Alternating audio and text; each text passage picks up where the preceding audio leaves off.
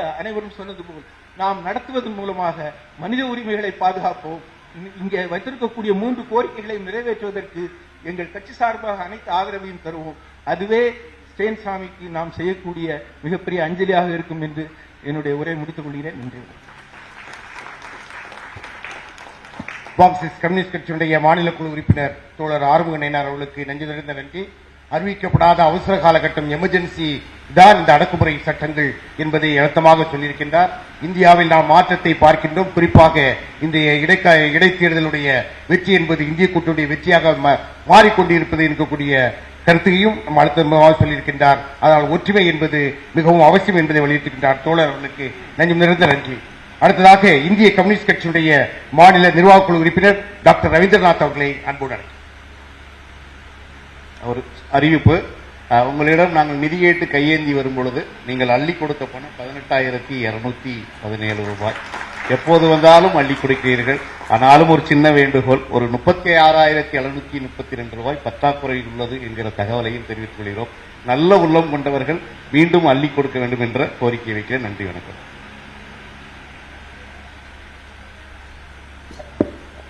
மனித உரிமை காப்பாளர் ஸ்டேன் சாமி அவர்களுடைய 3ஆம் ஆண்டு நிறைவு நாளை முன்னிட்டு வீர வணக்கம் மற்றும் உறுதியேற்பு நிகழ்ச்சியுடைய தலைவர் மரியாதைக்குரிய மாயவரன் ஜே அமீன் அவர்களே, மேடையில் இருக்கக்கூடிய தலைவர் தொல் திருமாவளவன் உள்ளிட்ட தலைவர் பெருமக்களே, இங்கே வந்திருக்கக்கூடிய சகோதர சகோதரிகளே, தோழர்களே, உங்கள் அத்தனை பேருக்கும் இந்திய கம்யூனிஸ்டுடைய தமிழ்நாடு மாநில நிர்வாக குழுவின் சார்பில் என்னுடைய வணக்கங்களை தெரிவித்துக் கொள்கின்றேன். ஸ்டேன் சாமி அவர்களுக்கு எங்களுடைய கட்சியின் சார்பாக வீர வணக்கத்தை தெரிவித்துக் கொள்கின்றேன். இந்த உறுதியேற்பு நிகழ்ச்சியிலே வைத்திருக்கக்கூடிய இந்த 3 முக்கியமான கோரிக்கைகளையும் இந்திய கம்யூனிஸ்ட் கட்சி ஆதரிக்கிறது. அதற்காக தனித்த போராட்டத்தை நடத்தும் கூட்டு இயக்கங்களிலும் இந்திய கம்யூனிஸ்ட் கட்சி கலந்து கொள்ளும் என்பதை தெரிவித்துக் கொள்கின்றேன். அதே போலவே இந்திய கம்யூனிஸ்ட் கட்சியுடைய நாடாளுமன்ற உறுப்பினர்கள், மக்களவை மாநிலங்களுடைய உறுப்பினர்கள் இந்த கோரிக்கைகளுக்காக மக்களவையிலும் மாநிலங்களிலும் குரல் கொடுப்பார் இந்திய கம்யூனிஸ்ட் கட்சி சார்பாக நாங்கள் தெரிவித்துக் கொள்கின்றோம். மரியாதைக்குரிய ஸ்டேன் சாமி அவர்கள் வெறும் மனித உரிமை போராளி மட்டுமல்ல, சமூக நீதி போராளி மட்டுமல்ல, அதற்கான அடையாளம் மட்டுமல்ல, இந்தியாவில் இன்று ஏற்பட்டிருக்கூடிய இந்துத்துவ பாசிச பயங்கரவாத அரசுடைய நிறுவன படுகொலையுடைய அடையாளமாகவும் இன்றைக்கு ஸ்டேன் சாமி அவர்கள் இருக்கின்றார் என்பதை சுட்டிக்காட்ட கடமைப்பட்டிருக்கின்றேன். இந்தியாவில் இந்துத்துவப்பட்ட பாசிச அபாயம் ஏற்பட்டிருக்கிறது. அவருடைய வெளிப்பாடாகத்தான், அவருடைய அடக்குமுறையாகத்தான் இன்றைக்கு ஸ்டேன் சாமி அவர்கள் நிறுவன படுகொலை செய்யப்பட்டிருக்கிறார் என்பதை நாம் பார்க்க வேண்டிய அவசியம் இருக்கிறது. எப்படி கல்புர்கி, தபோர்கர், அதே போல கௌரி லங்கேஷ் போன்றவர்களால் படுகொலை செய்யப்பட்டார்களோ அதே போலவே தான் சிறைச்சாலையில் அப்பட்டமாக படுகொலை செய்யப்பட்டிருக்கிறார் நம்முடைய ஸ்டேன் சாமி அவர்கள். பார்க்கின்சன்ஸ் டிசீஸ் என்பது மிக சுலபமாக குணப்படுத்தக்கூடிய ஒரு நோயாக இன்றைக்கு மாறியிருக்கிறது. நவீன அறிவியல் தொழில்நுட்பம் டிபிஎஸ் என்ற தொழில்நுட்பத்தின் மூலமாக டீப் பிரெயின் ஸ்டிமுலேஷன் சொல்லக்கூடிய ஆள் மூளை அதை ஊக்கப்படுத்துவது என்று சொல்லக்கூடிய வகையில இன்றைக்கு ஸ்பெசிபிக்கான சிம்மை வைத்து ஸ்டிமுலேட் பண்ணுவதன் மூலமாக பார்க்கின்சன் உள்ளிட்ட இந்த நோய்களை குணப்படுத்த முடியும் என்று சொல்லி அண்மையிலே கண்டுபிடித்திருக்கிறார்கள். ஒருவேளை நம்முடைய ஸ்டேன் சாமி அவர்கள் விடுதலை செய்யப்பட்டிருந்தால், ஜாமீனில் வந்திருந்தால், அவருக்கு இந்த சிகிச்சை வழங்கப்பட்டிருந்தால் இன்றைக்கு ஸ்டேன் சாமி நம்மோடு இருப்பார், மிகப்பெரிய அளவுக்கு போராட்டத்தில் இருப்பார், பாசிச எதிர்த்து முதல் போராளியாக அவர் இருப்பார் என்பதை சுட்டிக்காட்ட கடமைப்பட்டிருக்கிறேன். எனவே ஸ்டேன் சாமி அவருடைய இந்த இறப்பு என்பது சாதாரண இறப்பு அல்ல, அது அப்பட்டமான மனித உரிமை மீறல். இந்தியாவில் இந்துத்துவப்பட்ட பாசிச நடத்திய மிகப்பெரிய படுகொலை என்பதை சுட்டிக்காட்ட கடமைப்பட்டிருக்கின்றேன். நாம் மனித உரிமைகளை பாதுகாக்க வேண்டும் என்ற கோரிக்கையை வைத்திருக்கிறார்கள். அதற்கான சட்டத்தையும் கொண்டு வர என்று சொல்லியிருக்கிறார்கள். இந்திய கம்யூனிஸ்ட் கட்சி அதை முழுமையாக ஆதரிக்கிறது. மனித உரிமை மீறல் என்று சொன்னால் அது காரணம், மிக முக்கியமான காரணம் அரசு பயங்கரவாதம் தான். அரசு பயங்கரவாதம் என்கிற பொழுது அது ஏகாதிபத்தியுடைய பயங்கரவாதத்தை நாம் புறக்கணிக்க முடியாது. உலகத்தில் உள்ள அனைத்து பயங்கரவாதத்தின் ஊற்றுக்கான் ஏகாதிபத்திய பயங்கரவாதம் தான். இன்னைக்கு பாத்தீங்கன்னா கியூபால, தென்கிழக்கு கியூபால குவாண்டனாமோ பே என்று சொல்லக்கூடிய குவாண்டனாமோ விரிகுடா இருக்கிறது. அங்கே அமெரிக்கா ஒரு தளத்தை அமைத்து, ஒரு முகாமை அமைத்து உலகம் முழுவதும் மனிதநேய போராளிகளை, உலகம் இருக்கக்கூடிய ஜனநாயக சக்திகளை, உலகம் முழுவதும் மிகப்பெரிய போராளிகள் எல்லாம் அங்கே சிறையில் அடைத்து மிக மோசமாக நடத்துகிறது, சித்திரவதை செய்கிறது, மின்சாரத்தை பாய்க்கிறது, குளிர் அறையிலே பூட்டி அவர்களை கொடுமைப்படுத்துகிறது. அப்படிப்பட்ட உலகத்திலேயே மிக மோசமான சிறைச்சாலை தான் குவாண்டனாமோ பே என்பது. எனவே இந்தியாவுடைய சிறைச்சாலை என்பது குவாண்டனமோ பே போல இன்றைக்கு மாறிக்கொண்டிருக்கிறது மோடியுடைய ஆட்சியிலே. எனவேதான் ஸ்டான் சாமி அவர்களுக்கு பார்க்கின்சன் நோய் இருக்கின்ற பொழுது அவர் உறிஞ்சி குடிப்பதற்காக ஒரு ஸ்ட்ராவை கூட கொடுக்கின்ற அரசு மறுத்து என்பதை பார்க்க வேண்டிய அவசியம் இருக்கிறது. எனவே குவாண்டனமோ பே என்ற மிக மோசமான சிறைச்சாலையாக இன்றைக்கு இந்திய சிறைச்சாலைகள் மாறி இருக்கின்றன. மிக கொடுமையான சிறைச்சாலையாக இந்திய சிறைச்சாலைகள் மாறி இருக்கின்றன பார்க்க வேண்டிய அவசியம் இருக்கிறது. ஸ்டான் சாமி அவர்கள் குறிப்பிடுகிற பொழுது எங்களுடைய சிறைச்சாலையிலேயே இதுவரை குற்றப்பத்திரிகையை தாக்கல் செய்யாமல் ஏராளமான சிறை கைதிகள் இருக்கிறார்கள். எதற்காக கைது செய்யப்பட்டோம் என்று தெரியாமலே இருக்கிறார்கள் என்று சொல்லி அவர் வேதனைப்பட்டிருக்கின்றார். அதே போல அவருக்காக ஆஜராக வழக்கறிஞரோடு இல்லை என்று சொல்லியிருக்கின்றார். நாங்களும் மிகப்பெரிய துன்பத்தை அனுபவித்துக் கொண்டிருக்கிறோம், சிறைச்சாலை கொடுமை அனுபவித்துக் கொண்டிருக்கின்றோம். இருந்தாலும் ஒரு பறவையை கூண்டியை அழைத்தால் அது பாடுவதை நிறுத்த முடியாது, யாராலும் தடுக்க முடியாது. அதே போலவே சிறைச்சாலை இருந்து கொண்டு நாங்கள் மனிதநேயத்திற்காக கூட்டு இசையை பாடிக்கொண்டிருக்கிற சொல்லி நம்முடைய ஸ்டான் சாமி அவர்கள் குறிப்பிட்டார்கள். அப்படிப்பட்ட சிறைச்சாலை கொடுமைக்கு இடையிலும் கூட மனித உரிமைகளுக்காக அவர் போராடியவர். அதற்காக சேர்ந்து போராடுகின்ற உணர்வை மக்கள் மத்தியிலே கொண்டு வருவார் ஸ்டான் சாமி அவர்கள். அன்பார்ந்த தோழர்களே, நண்பர்களை சொல்லிக்கொள்ள கடமைப்பட்டிருக்கின்றேன். இன்றைக்கு இந்தியாவிலே சிறைச்சாலையிலே இப்படிப்பட்ட மோசமான கொடுமை நடக்கிறது. மனித உரிமை போராளிகள் எந்த விதமான ஆதாரங்களும் இல்லாமல் கைது செய்யப்படுகிறார்கள், கொடுமைப்படுத்தப்படுகிறார்கள். இதற்கெல்லாம் காரணம் இந்தியா பாசிச வகையில் சென்று கொண்டிருப்பதுதான்.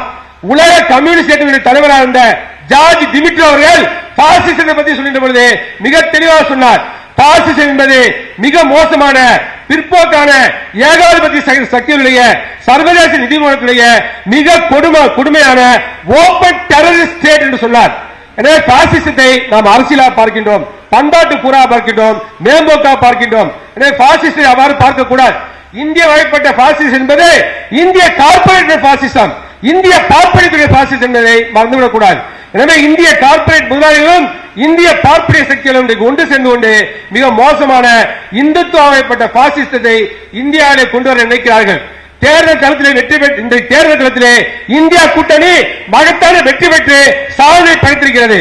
ஆனால் இந்த பாசிச சக்திகளை வெறும் தேர்தல் களத்தில் மட்டுமே முறியடிக்க முடியாது. எல்லா தளத்திலும் ஊடுருவிட்டார்கள். அரசு நிர்வாகத்தில், அரசியல்ல, கலைத்துறையில, பண்பாட்டுல, கல்வியில பார்க்கப்பட்டால் எல்லா துறையிலுமே இந்துத்துவ பாசிசவாதிகள் இன்றைக்கு அவர்கள் ஊடுருவிட்டார்கள் பார்க்க வேண்டிய அவசியம் இருக்கு. இத்தாலியில பார்க்கின்ற பொழுது அந்த பாசிசம் அரசு நிர்வாகத்தில் ஊடுருவிச்சு. அதே போல ஜெர்மனியில் இருக்கக்கூடிய நாசிசம் தன்னுடைய தவறான கருத்துக்கள் மூலமாக மக்கள் மத்தியிலே தவறான எண்ணங்களை உருவாக்கினார்கள்.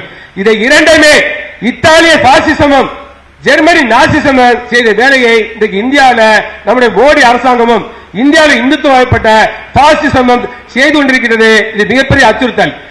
தேர்தல் களத்திலே ஒன்று சேர்ந்து இந்தியா கூட்டணி மகத்தான வெற்றியை பெற்றால் கூட நாம் பல்வேறு களத்திலும் இருந்து எதிர்த்து போராட வேண்டிய அவசியம் இருக்கிறது. அரசியல் தளத்தில், பொருளாதார தளத்தில், சமூக தளத்தில், பண்பாட்டு தளத்தில் என்று நாம் அனைவரும் ஒன்று சேர்ந்து இந்த பாசிசத்துக்கு எதிராக மிகப்பெரிய போராட்டத்தை உருவாக்க வேண்டிய அவசியம் இருக்கிறது. எனவே அதற்கு மனித உரிமை காப்பாளர் கூட்டமைப்பும் தமிழ்நாட்டில் இந்தியாவிலையும் ஒரு பரந்துபட்ட மதச்சார்பற்ற ஜனநாயக இடதுசாரி சக்தியுடைய கூட்டமைப்பு உருவாக்க வேண்டிய அவசியம் இருக்கிறது. அப்படிப்பட்ட கூட்டமைப்பின் மூலமாகத்தான் வேரோடும் வேரடி மண்ணோடும் இந்துத்துவ வகைப்பட்ட பாசிசத்தை இந்தியாவிலிருந்து ஒழிக்க முடியும் என்று நான் தயவு செய்து புரிந்து கொள்ள வேண்டும். எனவே அந்த பொறுப்பு நமக்குலாம் இருக்கிறது. கடைசியா ஒன்றே ஒன்று சொல்லிவிட்டு நான் விடைபெற நினைக்கின்றேன். ஜெர்மனியில பாசிசம் நாசிசம் கோலச்ச பொழுது அங்கிருந்த மக்கள் அதை பற்றி அதிகம் அக்கறை செலுத்தவில்லை. ஜெர்மனியில் இருந்த ஒரு பாதிரியார் நம்முடைய ஸ்டான் சகோதரர் போல, நம்முடைய ஸ்டான் சாமி அவர்கள் போல ஒரு பாதிரியார் ஒரு கவிதை பாடினார். அவர் சொன்னார், அவர்கள் வந்தார்கள், கம்யூனிஸ்டை கைது செய்ய வந்தார்கள், நான் வாய்மூடி இருந்தேன், நான் கம்யூனிஸ்ட் அல்ல. அதே போலவே அவர்கள் யூதர்களை கைது செய்ய வந்தார்கள், நான் வாய்மூடி இருந்தேன் என்று சொன்னால் நான் யூதன் அல்ல. அதே போல அவர்கள் தொழிற்சங்க தலைவர்களை கைது செய்ய வந்தார்கள், நான் வாய்மூடி இருந்தேன், நான் தொழிற்சங்க தலைவர் அல்ல. அவர்கள் கத்தோலிக்கர்களை கைது செய்ய வந்தார்கள், நான் அமைதியா இருந்தேன், வாய்மூடி இருந்தேன், நான் ஏனென்றால் நான் ஒரு புரொட்டஸ்டன்ட், அமைதியா இருந்தேன். கடைசியாக அந்த நாஜிக்கள் என்னை கைது செய்ய வருகின்ற பொழுது அதை தடுப்பதற்கு குரல் கொடுப்பதற்கு ஒருவர் கூட இல்லை என்று சொல்லி அந்த பாதிரியார் அருமையான ஒரு கவிதை பாடினார். உலகம் முழுவதும் புகழ்பெற்ற கவிதை தான் அந்த மார்ட்டின் அவருடைய கவிதை என்பதை சுட்டிக்காட்ட விரும்புகின்றேன். எனவே அலட்சிய போக்கு ஜெர்மனியில் இருந்தது காரணமாக பாசிசம் கோலோச்சியது. ஜெர்மனியில் ஹிட்லர் ஆட்சிக்கு வந்தார். 60 லட்சம் யூதர்கள் படுகொலை செய்யப்பட்டார்கள், கம்யூனிஸ்டில் படுகொலை செய்யப்பட்டார்கள், ஜனநாயகவாதிகள் படுகொலை செய்யப்பட்டார்கள், முற்போக்காளர் படுகொலை செய்யப்பட்டார்கள். அப்படிப்பட்ட பேரழிவை ஜெர்மனியிலே ஏற்பட்டது சொன்னால் அன்றைக்கு இருந்த அந்த சமூகம் ஒரு முக்கியமான காரணம் என்பதை மறந்துவிட முடியாது. அதை போன்று அலட்சியமாக நாம் இருந்துவிடக் கூடாது. இந்துத்துவப்பட்ட இந்த பாசிசத்தை முறியடிப்பதற்கு நாம் அனைவரும் ஒன்று திரண்டு பல்வேறு தளங்களிலும் போராட வேண்டும் என இந்திய கம்யூனிஸ்ட் சார்பாக கேட்டுக்கொண்டு இந்த வாய்ப்பை நல்கியமைக்கு நன்றி கூறி நம்முடைய சமூக நீதி போராளி பாதிரியார் அவர்களுக்கு நன்றி, என்னுடைய வீர வணக்கத்தை செலுத்தி விடைபெறுகிறேன். நன்றி, வணக்கம். இந்திய கம்யூனிஸ்ட் கட்சியுடைய மாநில நிர்வாகக்குழு உறுப்பினர் டாக்டர் ரவீந்திரநாத் அவர்கள் அற்புதமான கருத்துக்களை நம்ம மத்தியில் எடுத்து வைத்தார்கள். குறிப்பாக அவரை நாம் ஒரு இந்துத்துவாக்கு எதிரான ஒரு போராளியாகவும் பாசிசத்துக்கு எதிரான போராளியாகவும் அவரை பார்க்க வேண்டும் என்ற கருத்தை நம் மத்தியிலே முன்மொழிந்திருக்கின்றார். அதை ஒட்டி இருக்கக்கூடிய இந்திய அளவில் கூட்டமைப்பு என்பது வலுப்பெற வேண்டும் என்கின்ற கருத்தையும் வைத்திருக்கின்றார். தோழர் அவர்களுக்கு நன்மையிலிருந்த நன்றியை தெரிவித்துக் கொள்வோம். குறிப்பாக நாம் இங்கே கவனிக்க வேண்டியது மாற்றுத்திறனாளிகள் பல பேர் வந்திருக்கிறார்கள். ஏற்கனவே தோழர் மீதா பாண்டியன் அவர்கள் பேசும்பொழுது சொன்னார், அவர் ஒரு மாற்றுத்திறனாளி, நடுநடுங்கு அந்த நடுக்குவாத நோய் என்பது ஒரு மாற்றுத்திறனாளி என்று மாற்றுத்திறனாளி அமைப்புகள் பேசி சொல்கின்றார்கள். அந்த வகையில் தான் அவரை ஒரு மாற்றுத்திறனாளியாக கருதி மாற்றுத்திறனாளி அமைப்பை சார்ந்திருக்கக்கூடிய பல்வேறுபட்ட தோழர்கள் வந்திருக்கிறார்கள். அந்த மாற்றுத்திறனாளி வந்திருக்கக்கூடிய அனைத்து தோழர்களையும் கரவொலி எழுப்பி வருக என்று அன்போடு வணங்கி வரவேற்றுக் கொள்கின்றோம். அடுத்ததாக மே 17 இயக்கத்துடைய ஒருங்கிணைப்பாளர் அருமை தோழர் திருமுருகன் காந்தி அவர்களை அன்போடு அழைக்கிறேன். மனித உரிமை காப்பாளர் மரியாதைக்குரிய ஐயா ஸ்டான்சாமி அவர்களினுடைய 3ஆம் ஆண்டு நினைவு நாளை முன்னிட்டு வீர வணக்க உறுதியேற்பு பொது அரங்கத்தை ஒருங்கிணைத்திருக்கக்கூடிய மனித உரிமை காப்பாளர் கூட்டமைப்பினுடைய அனைத்து பொறுப்பாளர்களுக்கும், இந்த நிகழ்விலே பங்கெடுத்திருக்கக்கூடிய அனைத்து ஆளுமைகளுக்கும் தலைமைகளுக்கும் தோழமைகளுக்கும் நான் சார்ந்திருக்கக்கூடிய மே 14 இயக்கத்தின் சார்பாக வணக்கங்களை தெரிவித்துக் கொள்கின்றேன். ஐயா ஸ்டான்சாமி அவர்களுடைய மறைவு ஒரு விஷயத்தை நமக்கு மிக தெளிவாக சொன்னது. அரச பயங்கரவாதம் எந்த எல்லைக்கும் செல்லும், எந்த விதமான மனித உரிமைக்கும் உட்பட்டு மாண்பிற்கும் உட்பட்டு செயல்படாத ஒரு அரசை நாம் பெற்றிருக்கிறோம் என்பதை ஸ்டான்சாமி அவர்களுடைய மரணம் உறுதி செய்தது. 83 வயதான முதியவர், மிக மோசமான உடல் நோயினால் பாதிக்கப்பட்டவர், பழங்குடி மக்களுக்காக உழைத்துக் கொண்டிருந்த தன்னலம் பாராத ஒரு மனித உரிமை காப்பாளர். அவர் மீது ஒரு பொய்யான குற்றச்சாட்டுகளின் அடிப்படையிலே சிறையில் அடைத்து சிறைவாசிகளினுடைய அடிப்படை உரிமைகளை கூட அவருக்கு வழங்காமல் சிறையிலேயே சாகடித்தது மோடி அரசு. அவருடைய கம்ப்யூட்டரிலே உளவு பார்க்கக்கூடிய சாப்ட்வேரின் மூலமாக பல நூற்றுக்கணக்கான ஆவணங்களை அவருக்கு தெரியாது உள்ளே பொருத்தி அந்த தகவலின் அடிப்படையில் அவர் கைது செய்யப்பட்டார். அவர் கைது செய்யப்படுவதற்கு முதல் நாள் அந்த தகவல் எல்லாம் உள்ளே வைக்கப்பட்டதாக ஆய்வுகள் வெளிப்படுத்தப்பட்டன. மிகவும் நுணுக்கமான உளவுத்துறைகளால் பயன்படுத்தக்கூடிய அந்த சாப்ட்வேர்களை கொண்டு ஸ்டான்சாமி அவர்களுடைய கம்ப்யூட்டர் ஹேக் செய்யப்பட்டு அவரால் கண்டறியப்படாத ஒரு போல்டரிலே பல்வேறு தகவல்கள் வைக்கப்பட்டு அந்த தகவல்களின் அடிப்படையில் அவரை கைது செய்கிறோம் என்று சொல்லி உபா சட்டத்தின் கீழ் அவர் கைது செய்யப்பட்டார். அவர் அரசாங்கத்தினுடைய எதிரியாக ஏன் அறியப்பட்டார் என்றால், பழங்குடிகளினுடைய உரிமைகளுக்காக தொடர்ச்சியாக குரல் கொடுத்து வந்தது மட்டுமல்ல, கிட்டத்தட்ட 3000 பழங்குடிகள் பொய் குற்றச்சாட்டின் அடிப்படையிலே மாவோயிஸ்டுகள் என்று முத்திரை குத்தப்பட்டு சிறையில் அடைக்கப்பட்டிருக்கிறார்கள் என்பதை ஆதாரத்துடன் தொகுத்து உலகத்திற்கு அம்பலப்படுத்திய ஒரு பணியை செய்த காரணத்தினால் அவர் அரசாங்கத்தினுடைய எதிரியாக முத்திரை குத்தப்பட்டார். ஆக மனித உரிமை தளத்திலே இந்தியாவினுடைய அரசியல் சாசனத்தை நடைமுறைப்படுத்தக்கூடிய அல்லது அந்த உரிமைகளை பாதுகாக்கக்கூடிய செயல்களிலே ஈடுபடுபவர்களுக்கு எந்த வகையில் வேண்டுமானாலும் நாங்கள் நெருக்கடியை தர முடியும் என்று மோடி சர்க்கார் வெளிப்படுத்திய ஒரு சம்பவம் தான் ஃபாதர் ஸ்டான் சுவாமியினுடைய மரணம். இன்றைக்கு ஒரு செய்தி வந்திருக்கிறது. காங்கிரஸ் கட்சியினுடைய கேரளா மாநிலத்திலிருந்து தேர்ந்தெடுக்கப்பட்ட பாராளுமன்ற உறுப்பினர் முன்னாள் அமைச்சர் கே.சி. வேணுகோபால் அவர்கள் தனது ட்விட்டர் தளத்தில் ஒரு செய்தியை வெளியிட்டிருக்கிறார். அவருடைய மொபைல் போனிலே உளவு செயலியை மோடி சர்க்கார் நுழைப்பதற்கான முயற்சியை அந்த மொபைல் நிறுவனம் கண்டறிந்து எச்சரிக்கை செய்தியை அவருக்கு அனுப்பியிருக்கிறது. அந்த எச்சரிக்கை செய்தியை அவர் ட்விட்டர் தளத்தில் வெளியிட்டு மோடி அரசாங்கம் இப்படி உளவு பார்க்கக்கூடிய ஒரு கீழ்த்தரமான செயலை தொடர்ச்சியாக செய்கிறது என்று அம்பலப்படுத்தியிருக்கிறார். தமிழ்நாட்டிலும் இதுபோன்று உளவு செயலியை எல்லாம் மொபைல் போனிலே நிறுவி பொய் தகவல்களை பதிவு செய்வது அல்லது அவர்களை உளவு பார்ப்பது என்றெல்லாம் அவர்கள் செய்திருக்கிறார்கள்.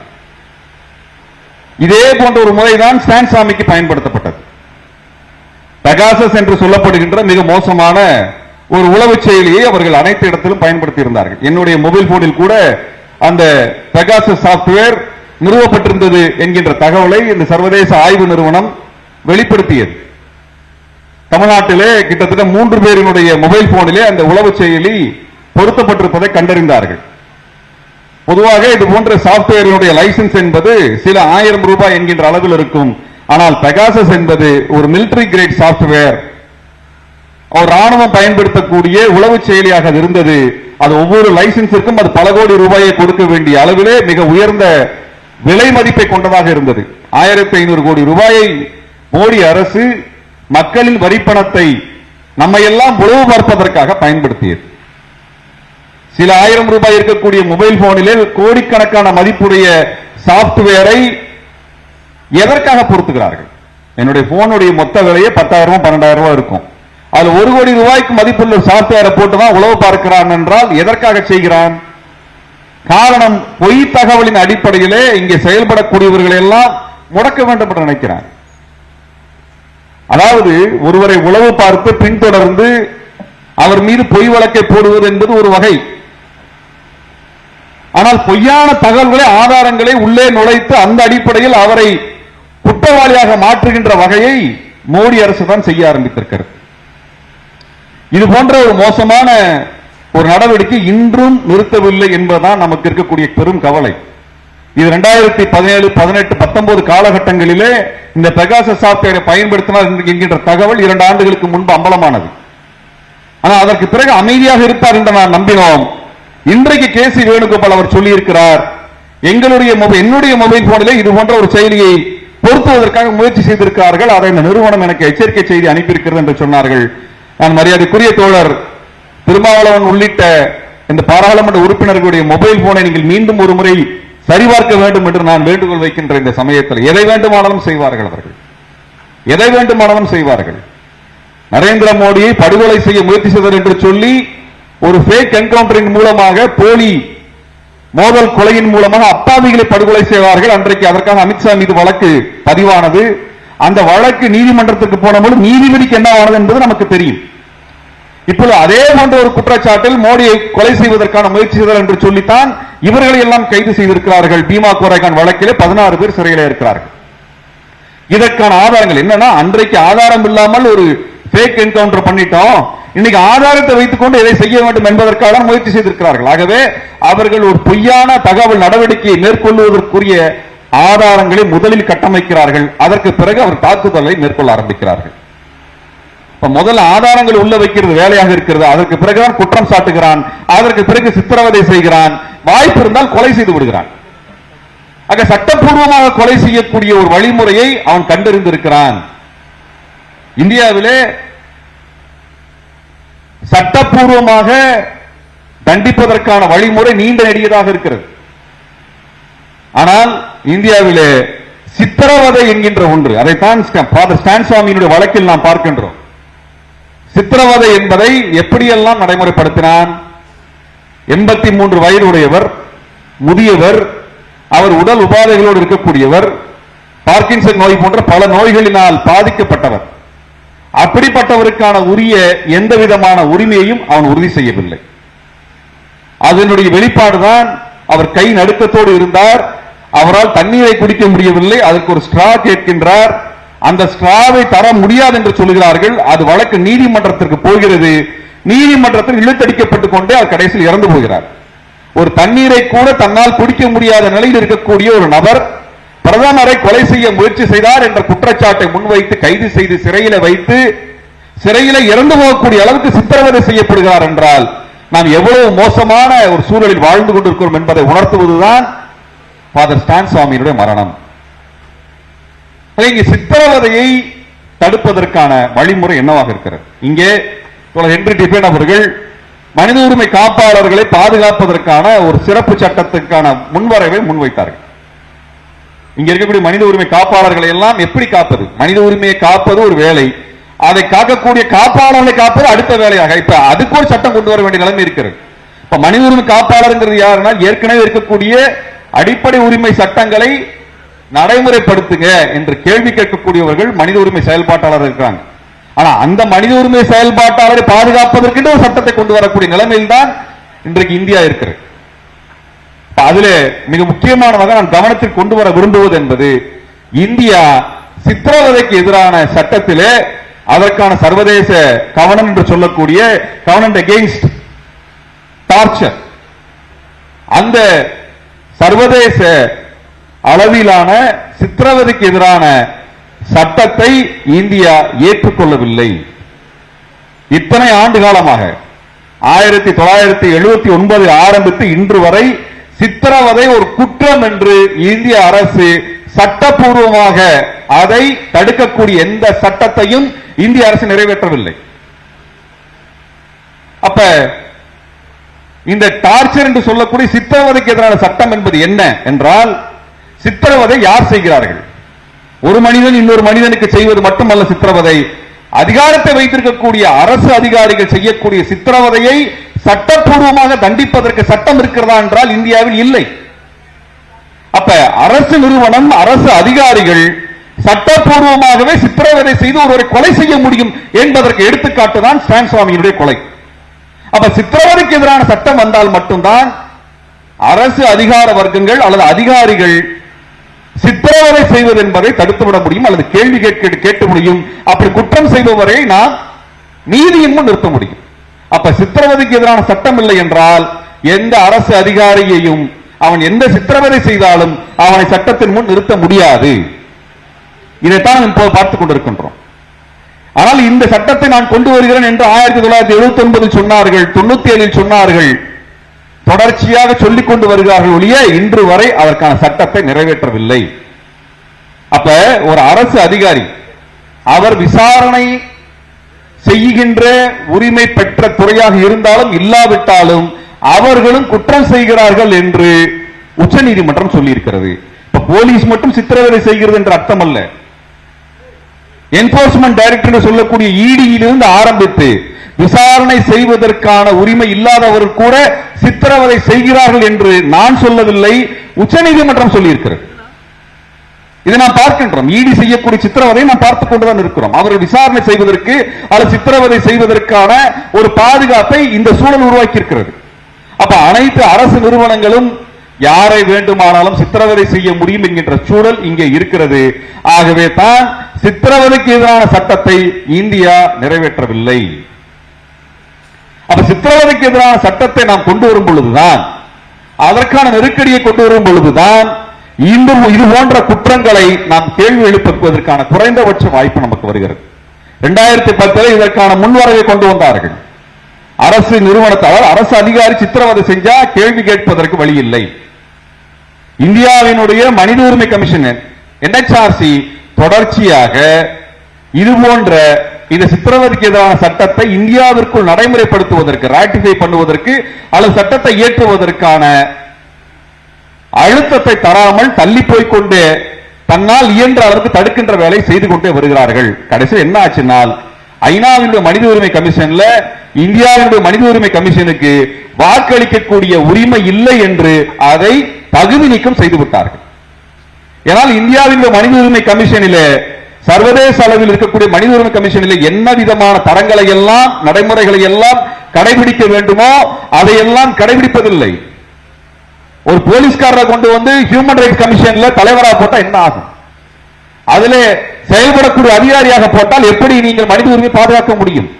மனித உரிமை என்பதை அரசு நிறுவனம் செய்யக்கூடிய வன்முறைக்கு எதிராக நாம் முறையிடக்கூடிய ஒரு நிறுவனம். அவர் அதை முன்னெடுத்து நமக்கு நிவாரணத்தை வாங்கி கொடுப்பதற்கான ஒரு கட்டமைப்பு. அதை மறுபடியும் எவன் சித்திரவதை செய்கிறானோ அவன் கையிலேயே ஒப்படைக்கக்கூடிய நிலைதான் இந்தியாவிலே மோடி அரசிலே NHRC எதிர்கொண்டிருக்கிறது. அந்த NHRC தனது தகுதியை தொடர்ச்சியாக இரண்டாம் ஆண்டாக இப்பொழுது இழந்திருக்கிறார்கள். இப்படிப்பட்ட நிலையில் நாம் மனித உரிமை காப்பாளர்களை பாதுகாப்பதற்கான முயற்சிகளை மேற்கொள்வது என்பது மிக மிக முக்கியமானது. அந்த வகையில நேற்றைக்கு ஸ்டான் சுவாமி அவர்களுக்கு நடந்த இந்த கொடுமை நாளை யாருக்கு வேண்டுமானால் நடக்கலாம். ஆகவே இந்த சித்திரவதைக்கு எதிரான சட்டத்தை கொண்டு வருவதற்கு இந்திய அளவில் முயற்சி செய்வதும், மனித உரிமையை காக்கக்கூடிய காப்பாளர்களை பாதுகாப்பதற்கான சட்ட முன்வரைவை தமிழ்நாடு அளவில் கொண்டு வருவதற்கான முயற்சியும் நாம் மேற்கொள்ள வேண்டும் என்று சொல்லி வாய்ப்புக்கு நன்றி கூறி விடைபெறுகிறேன். நன்றி, வணக்கம். நன்றி. தோழர் திருமுருகன் காந்தி அவர்களுக்கு நெஞ்சாத நன்றி. அற்புதமாக கருத்துக்களை இங்கு மத்தியில் எடுத்து வைத்திருக்கிறார். குறிப்பாக சித்திரவதைக்கு எதிரான ஐநா பிரகடனத்தில் இந்திய அரசு கையெழுத்திட்டு விடுவதோடு அதை ஏற்று அதனை நடைமுறைப்படுத்த வேண்டும், கன்வென்ஷன் அகைன்ஸ்ட் டார்ச்சரை அவர்கள் முறையாக ராட்டிஃபை பண்ண வேண்டும் என்கிற கருத்தை அற்புதமாக வைத்திருக்கின்றார். அதற்கான சட்டத்தை நிறைவேற்றப்பட வேண்டும் என்கின்ற கருத்தையும் சொல்லியிருக்கின்றார். அதோடு சேர்ந்து மனித உரிமைக்கான காப்பாளருக்கான பாதுகாப்பு சட்டத்தையும் வரவேற்றிருக்கின்றார். தோழர் அவர்களுக்கு நெஞ்சம் நிறைந்த நன்றிகளை தெரிவித்துக் கொள்வோம். தோழர்களே, நம்ம ஒரு 5 மணியிலிருந்தே உட்கார்ந்திருக்கிறோம். நம்முடைய முக்கியமான தோழமை அமைப்புகள், தோழர்கள், பெரியவர்களெல்லாம் இங்கே இருக்கிறார்கள். அவர்கள் அனைவரும் பேச வேண்டும். குறிப்பாக இங்கே மதிமுகவிலிருந்து தோழர் செந்திலதிபன் அவர்கள் இருக்கின்றார்கள். அடுத்ததாக நம்முடைய மாநிலங்களின் உறுப்பினர் என்ஆர் இளங்கோவன் மூத்த வழக்கறிஞர் அவர்கள் இங்கே இருக்கின்றார்கள். அதேபோல பேராசிரியர் ஜவஹர்லால் இருக்கின்றார்கள். நிறைவாக அண்ணன் தொல் திருமா அவர்கள் நிறைவு செய்வார்கள். அந்த வகையில் நீங்கள் அனைவரும் ஒத்துழைக்குமாறு அன்போடு கேட்டு, அடுத்ததாக இங்கே கருத்துரையாற்றுவதற்காக மறுமலர்ச்சி திராவிட முன்னேற்ற கழகத்தினுடைய பொருளாளர், பொறியாளர் அன்பண்ணன் செந்திலதிபன் அவர்களை அன்போடு அழைக்கின்றோம்.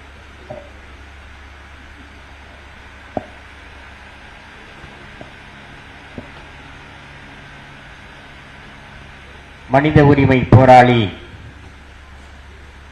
ஸ்டேன் சுவாமி அவர்களின் 3ஆம் ஆண்டு வீர வணக்க நாள் நிகழ்வில் உறுதியேற்கிற இந்த நிகழ்வுக்கு தலைமை ஏற்றிருக்கிற தோழர் ஜமி அவர்களே, இந்த நிகழ்ச்சியிலே பங்கேற்று நிறைவாக உரை நிகழ்த்திருக்கிற விடுதலை சிறுத்தைகள் கட்சியினுடைய தலைவர், தமிழ் இனத்தினுடைய தன்மான போராளி, எழுச்சி தமிழர், நாடாளுமன்ற உறுப்பினர் அண்ணன் திருமா அவர்களே, மாநிலங்களவை உறுப்பினரும் திராவிட முன்னேற்ற கழகத்தின் சட்டப்பேரவை நாடாளுமன்ற உறுப்பினருமான சட்டத்துறை செயலாளர் அன்புக்குரிய அண்ணன் என்ஆர் இளங்கோ அவர்களே, மனிதநேய மக்கள் கட்சியினுடைய தலைவர் சட்டமன்ற உறுப்பினர் பேராசிரியர் ஜவஹருல்லா அவர்களே, மார்க்சிஸ்ட் கம்யூனிஸ்ட் கட்சி, இந்திய கம்யூனிஸ்ட் கட்சி உள்ளிட்ட கட்சிகளினுடைய தோழர்களே, இந்த நிகழ்வை ஒருங்கிணைத்திருக்கிற மனித உரிமை காப்பாளர் கூட்டமைப்பினுடைய தேசிய செயலாளர், குரலற்றவர்களினுடைய குரலாய் தமிழ்நாட்டுக்கு பெருமை சேர்க்கக்கூடிய வகையில் தொடர்ந்து மனித உரிமைகளுக்காக போராடி கொண்டிருக்கின்ற வழக்கறிஞர் பேரன்புக்குரிய ஹென்றி திவேன், நன்றி உரையாற்றக்கூடிய தோழர் ஆசிர் உள்ளிட்ட அனைவருக்கும் அன்பு வணக்கம். ஸ்டேன் சுவாமி அவர்களினுடைய 3ஆம் ஆண்டு நினைவு நாளையொட்டி, அது ஜூலை 5ஆம் தேதி நினைவு நாளாக இருந்தாலும் இன்றைக்கு இந்த அரங்கத்தில், தியாகராயர் அரங்கத்தில், திராவிட இயக்கத்தினுடைய மூத்த தலைவராக இருந்து உருவாக்கிய தலைவர்களில் ஒருவரான தியாகராயர் மன்றத்தில் நடைபெற்றுக் கொண்டிருக்கிற இந்த நிகழ்வில் முன்வைத்திருக்கிற கோரிக்கைகள், ஊபா சட்டத்தை ரத்து செய்ய வேண்டும், பீமா கோரேகான் வழக்கினை திரும்ப பெற வேண்டும், மனித உரிமை காப்பாளர்களுக்கான பாதுகாப்பு சட்டத்தை நிறைவேற்ற வேண்டும் ஆகிய 3 கோரிக்கைகளையும் மறுமலர்ச்சி திராவிட முன்னேற்ற கழகத்தின் சார்பில் வரவேற்பதோடு இந்த கோரிக்கைகளை மாநிலங்களவை உறுப்பினரும் மறுமலர்ச்சி திராவிட முன்னேற்ற கழகத்தினுடைய பொதுச் செயலாளருமான திராவிட இயக்கத்தினுடைய போர்வால் எங்கள் லட்சிய தலைவர் வைகோ அவர்களுடைய கவனத்திற்கும் திருச்சி நாடாளுமன்றத்தினுடைய உறுப்பினராக வெற்றி பெற்று சென்றிருக்கக்கூடிய தோழர் துரை வைகோ அவர்களுடைய கவனத்திற்கும் எடுத்து சென்று இந்த கோரிக்கைகளுக்கு வலு சேர்க்கிற விதத்திலே மறுமலர்ச்சி திராவிட முன்னேற்ற கழகம் செயல்படும் என்பதை முதற்கன் இங்கே தெரிவித்துக் கொள்கிறேன். காலத்தின் அருமைப்பாடு கருதி அடுத்து பேச இருக்கிற தலைவர்கள் பேச வேண்டும், நேரம் பாய்கொண்டிருக்கிறது. இருந்தாலும் கூட இந்த நிகழ்வில் ஸ்டான்சுவாமி அவர்கள் பிறந்த மண் இந்த தமிழ்நாடு. அரியலூர் மாவட்டம் வரகனூரிலே பிறந்தவர். அவர் இயேசு சபையிலே சேர்ந்து பெங்களூரிலும் அதற்கு பிறகு ஜார்க்கண்ட் மாநிலத்திலும் பழங்குடி மக்களுக்காக குரலற்றவர்களின் குரலாக அவர்களுக்காக தன் வாழ்நாளையே அர்ப்பணித்தவர். வன உரிமை பாதுகாப்பு சட்டத்தை மத்திய சர்க்கார் நிறைவேற்றிய போதும் காலங்காலமாக எந்த காடுகளிலே வசித்தார்களோ அந்த பழங்குடி மக்களை, எந்த மலை அடிவாரங்களிலே வாழ்ந்தார்களோ அந்த மக்களை விரட்டி அடித்துவிட்டு அந்த காடுகளிலும் மலைகளிலும் கீழே புதைந்து கிடக்கிற கனிம வளங்களை பன்னாட்டு ஏகாதிபத்திய முதலாளிகளுக்கு தாரை வார்ப்பதற்காக சட்ட திருத்தங்களை கொண்டு வந்த நேரத்தில் அதை எதிர்த்து போராடுவதற்கு வெறும் அருள் தந்தையாக அல்ல, அந்த மண்ணில் இருக்கக்கூடிய பழங்குடி மக்கள் கையில் அவர் ஆயுதமேந்தி போராடுங்கள் என்று சொல்லவில்லை. ஆனால் ஜார்க்கண்ட் அரசை நிலைகுலைய செய்யக்கூடிய போராட்டத்தை அந்த எளிய மனிதர்களை ஒன்று திரட்டி நடத்தி காட்டி இளைஞர்களை திரட்டி பழங்குடி மக்களின் உரிமை போராளியாக வாழ்ந்தவர் சேன் சுவாமிகள். இளைஞர்களை கைது செய்வார்கள், மாவோயிஸ்டுகள் என்று முத்திரை குத்துவார்கள், துப்பாக்கி சூட்டுக்கு பலியாளர்களைப் போல மீதி இருப்பவர்களை கணக்கு காட்டுவதற்காக சிறையிலே தள்ளுவார்கள். இது தொடர்ந்து ஜார்க்கண்ட் மாநிலத்திலே நடந்து வந்த கொடுமை. அதற்கு முற்றுப்புள்ளி வைக்க வேண்டும் என்பதற்காக போராடினார். இந்திய அரசியல் சாசனத்தினுடைய 5வது அட்டவணையில் பழங்குடி மக்களுக்காக இருக்கக்கூடிய உரிமைகளை நிலைநாட்ட வேண்டும் என்பதற்காக குரல் கொடுத்தார். பார்த்து கொண்டே இருந்தார்கள் எந்த வழக்கிலே அவரை சிக்க வைக்கலாம் என்று. பீமா கோரேகான் வழக்கு வந்த நேரத்திலே சிந்தனையாளர்களை, சமூக செயல்பாட்டாளர்களை, மனித உரிமை போராளிகளை கைது செய்து கேள்வி முறையின்றி சிறைச்சாலையிலே இன்று வரையிலே அடைத்து வைத்திருக்கிறதே மோடி சர்க்கார். தேசிய புலனாய்வு முகமை, அது மத்திய அரசாங்கத்தினுடைய சட்டப்பூர்வ ரவுடி பட்டாளம் NIA.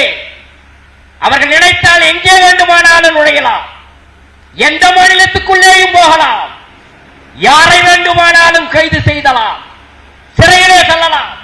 இப்படி வரம்பற்ற அதிகாரத்தை கொடுத்து NIA சட்டத்தை திரித்து வைத்துக் கொண்டு, ஊபா சட்டத்தை வைத்துக் கொண்டு எல்கர் பரிஷத் நடத்திய அந்த பீமா கோரேகானில் நடைபெற்ற நிகழ்ச்சி, அதிலே பங்கேற்காதவர்கள், அதிலே கலந்து கொள்ளாதவர்கள், அது சுதா பரத்வாஜாக இருந்தாலும், கவிஞர் வரவரராவாக இருந்தாலும், கௌதம் லவ்லகாக இருந்தாலும், கோன்சால்ஸாக இருந்தாலும் அனைவரையும் கைது செய்து சிறைச்சாலையில் இந்த சட்டங்களின் மூலம் பூட்டி வைத்திருக்கிறது. அதே சட்டத்தை பயன்படுத்தி தான் சேன் சுவாமி கைது செய்யப்பட்டார். 2020 அக்டோபர் 8ஆம் தேதி கைது. எதற்காக கைது செய்யப்படுகிறோம் என்று தெரியவில்லை. ஜார்க்கண்ட் மாநிலத்திலே அரசை எதிர்த்து போராடிய பொழுது, பசுமை வேட்டை நடந்த நேரத்திலே கூட மக்களை திரட்டி போராடியவர். ஆனால் பீமா கோரேகான் வழக்கிலே அவர் சேர்க்கப்பட்ட பொழுது அவரிடத்தில் கேட்கும் போது சொன்னார், என்னுடைய இங்கே திருமுருகன் காந்தி சொன்னதை போல என்னுடைய கம்ப்யூட்டரில் இருந்து எடுத்தார்களாம், என்ன எடுத்தார்கள் என்று தெரியவில்லை, வழக்கை ஜோடனை செய்திருக்கிறார்கள். இப்படித்தான் செய்தார்கள்.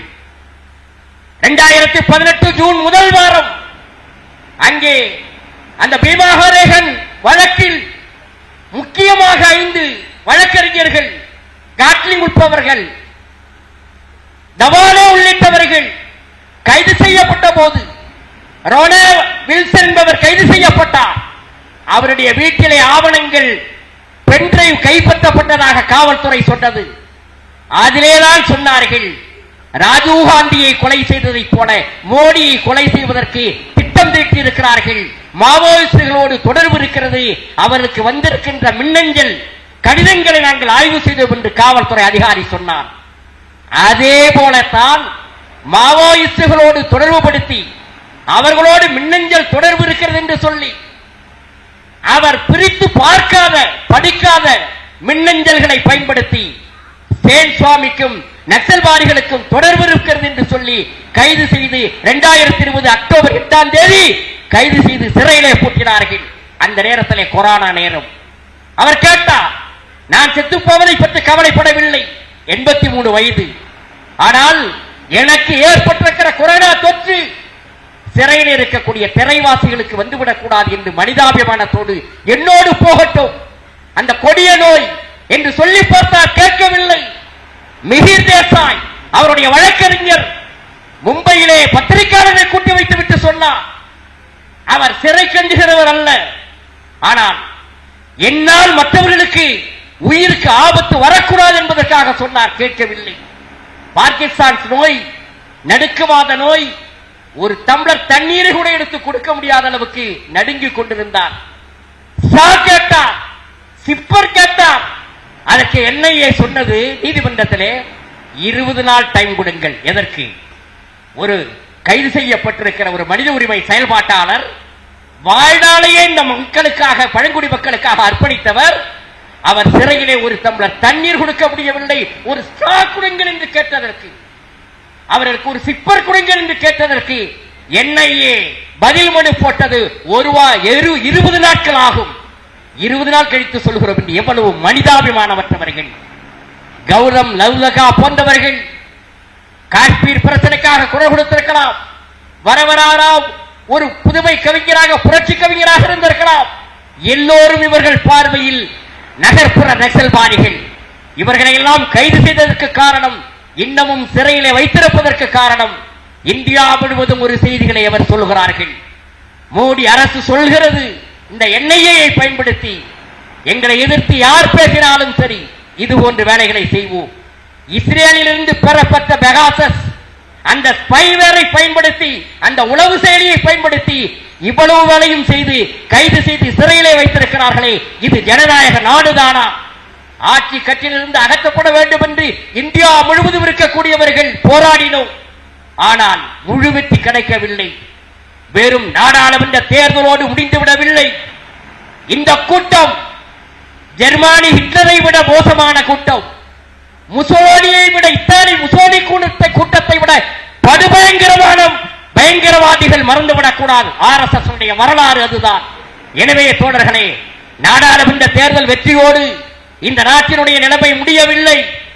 ஜனநாயகத்தை பாதுகாக்க, அரசியல் சாசனத்தை பாதுகாக்க, அடிப்படை உரிமைகளை பாதுகாக்க, மனித உரிமை போராளிகளை பாதுகாக்க நாம் இங்கே வைத்திருக்கக்கூடிய கோரிக்கைகளை நாடாளுமன்றத்தில் எழுப்புவோம், சட்டமன்றத்தில் எழுப்புவோம். அதைவிட நீதிமன்றங்களை விட நீதிமன்றங்களில் மக்கள் மன்றத்தில் எழுப்பி வெற்றி பெறுவதற்கு நாம் எல்லோரும் ஒன்றிணைந்து குரல் கொடுப்போம் என்று சொல்லி இடம் சாருகிறேன். நன்றி, வணக்கம். நன்றி. மறுமலர்ச்சி திராவிட முன்னேற்ற கழகத்துடைய பொருளாளர், பொறியாளர் ஐயா செந்தில் அதிபன் அற்புதமான உரையை நிகழ்த்தியிருக்கின்றார்.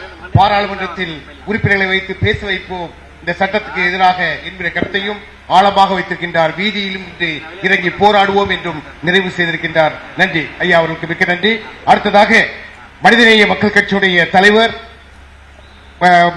முஸ்லிம் முன்னேற்ற கழகத்தினுடைய தலைவர் பேராசிரியர் ஜவஹர்லால் அவர்கள் சட்டமன்ற உறுப்பினர் கருத்தறிவுறுத்தல் அன்போடு அழைக்கின்றோம். பிரகாத்திற்கும் வந்து அந்த மக்கள் மத்தியிலும் பேசினார், இங்கும் பேசுகிறார். ஐயா அவர்கள்.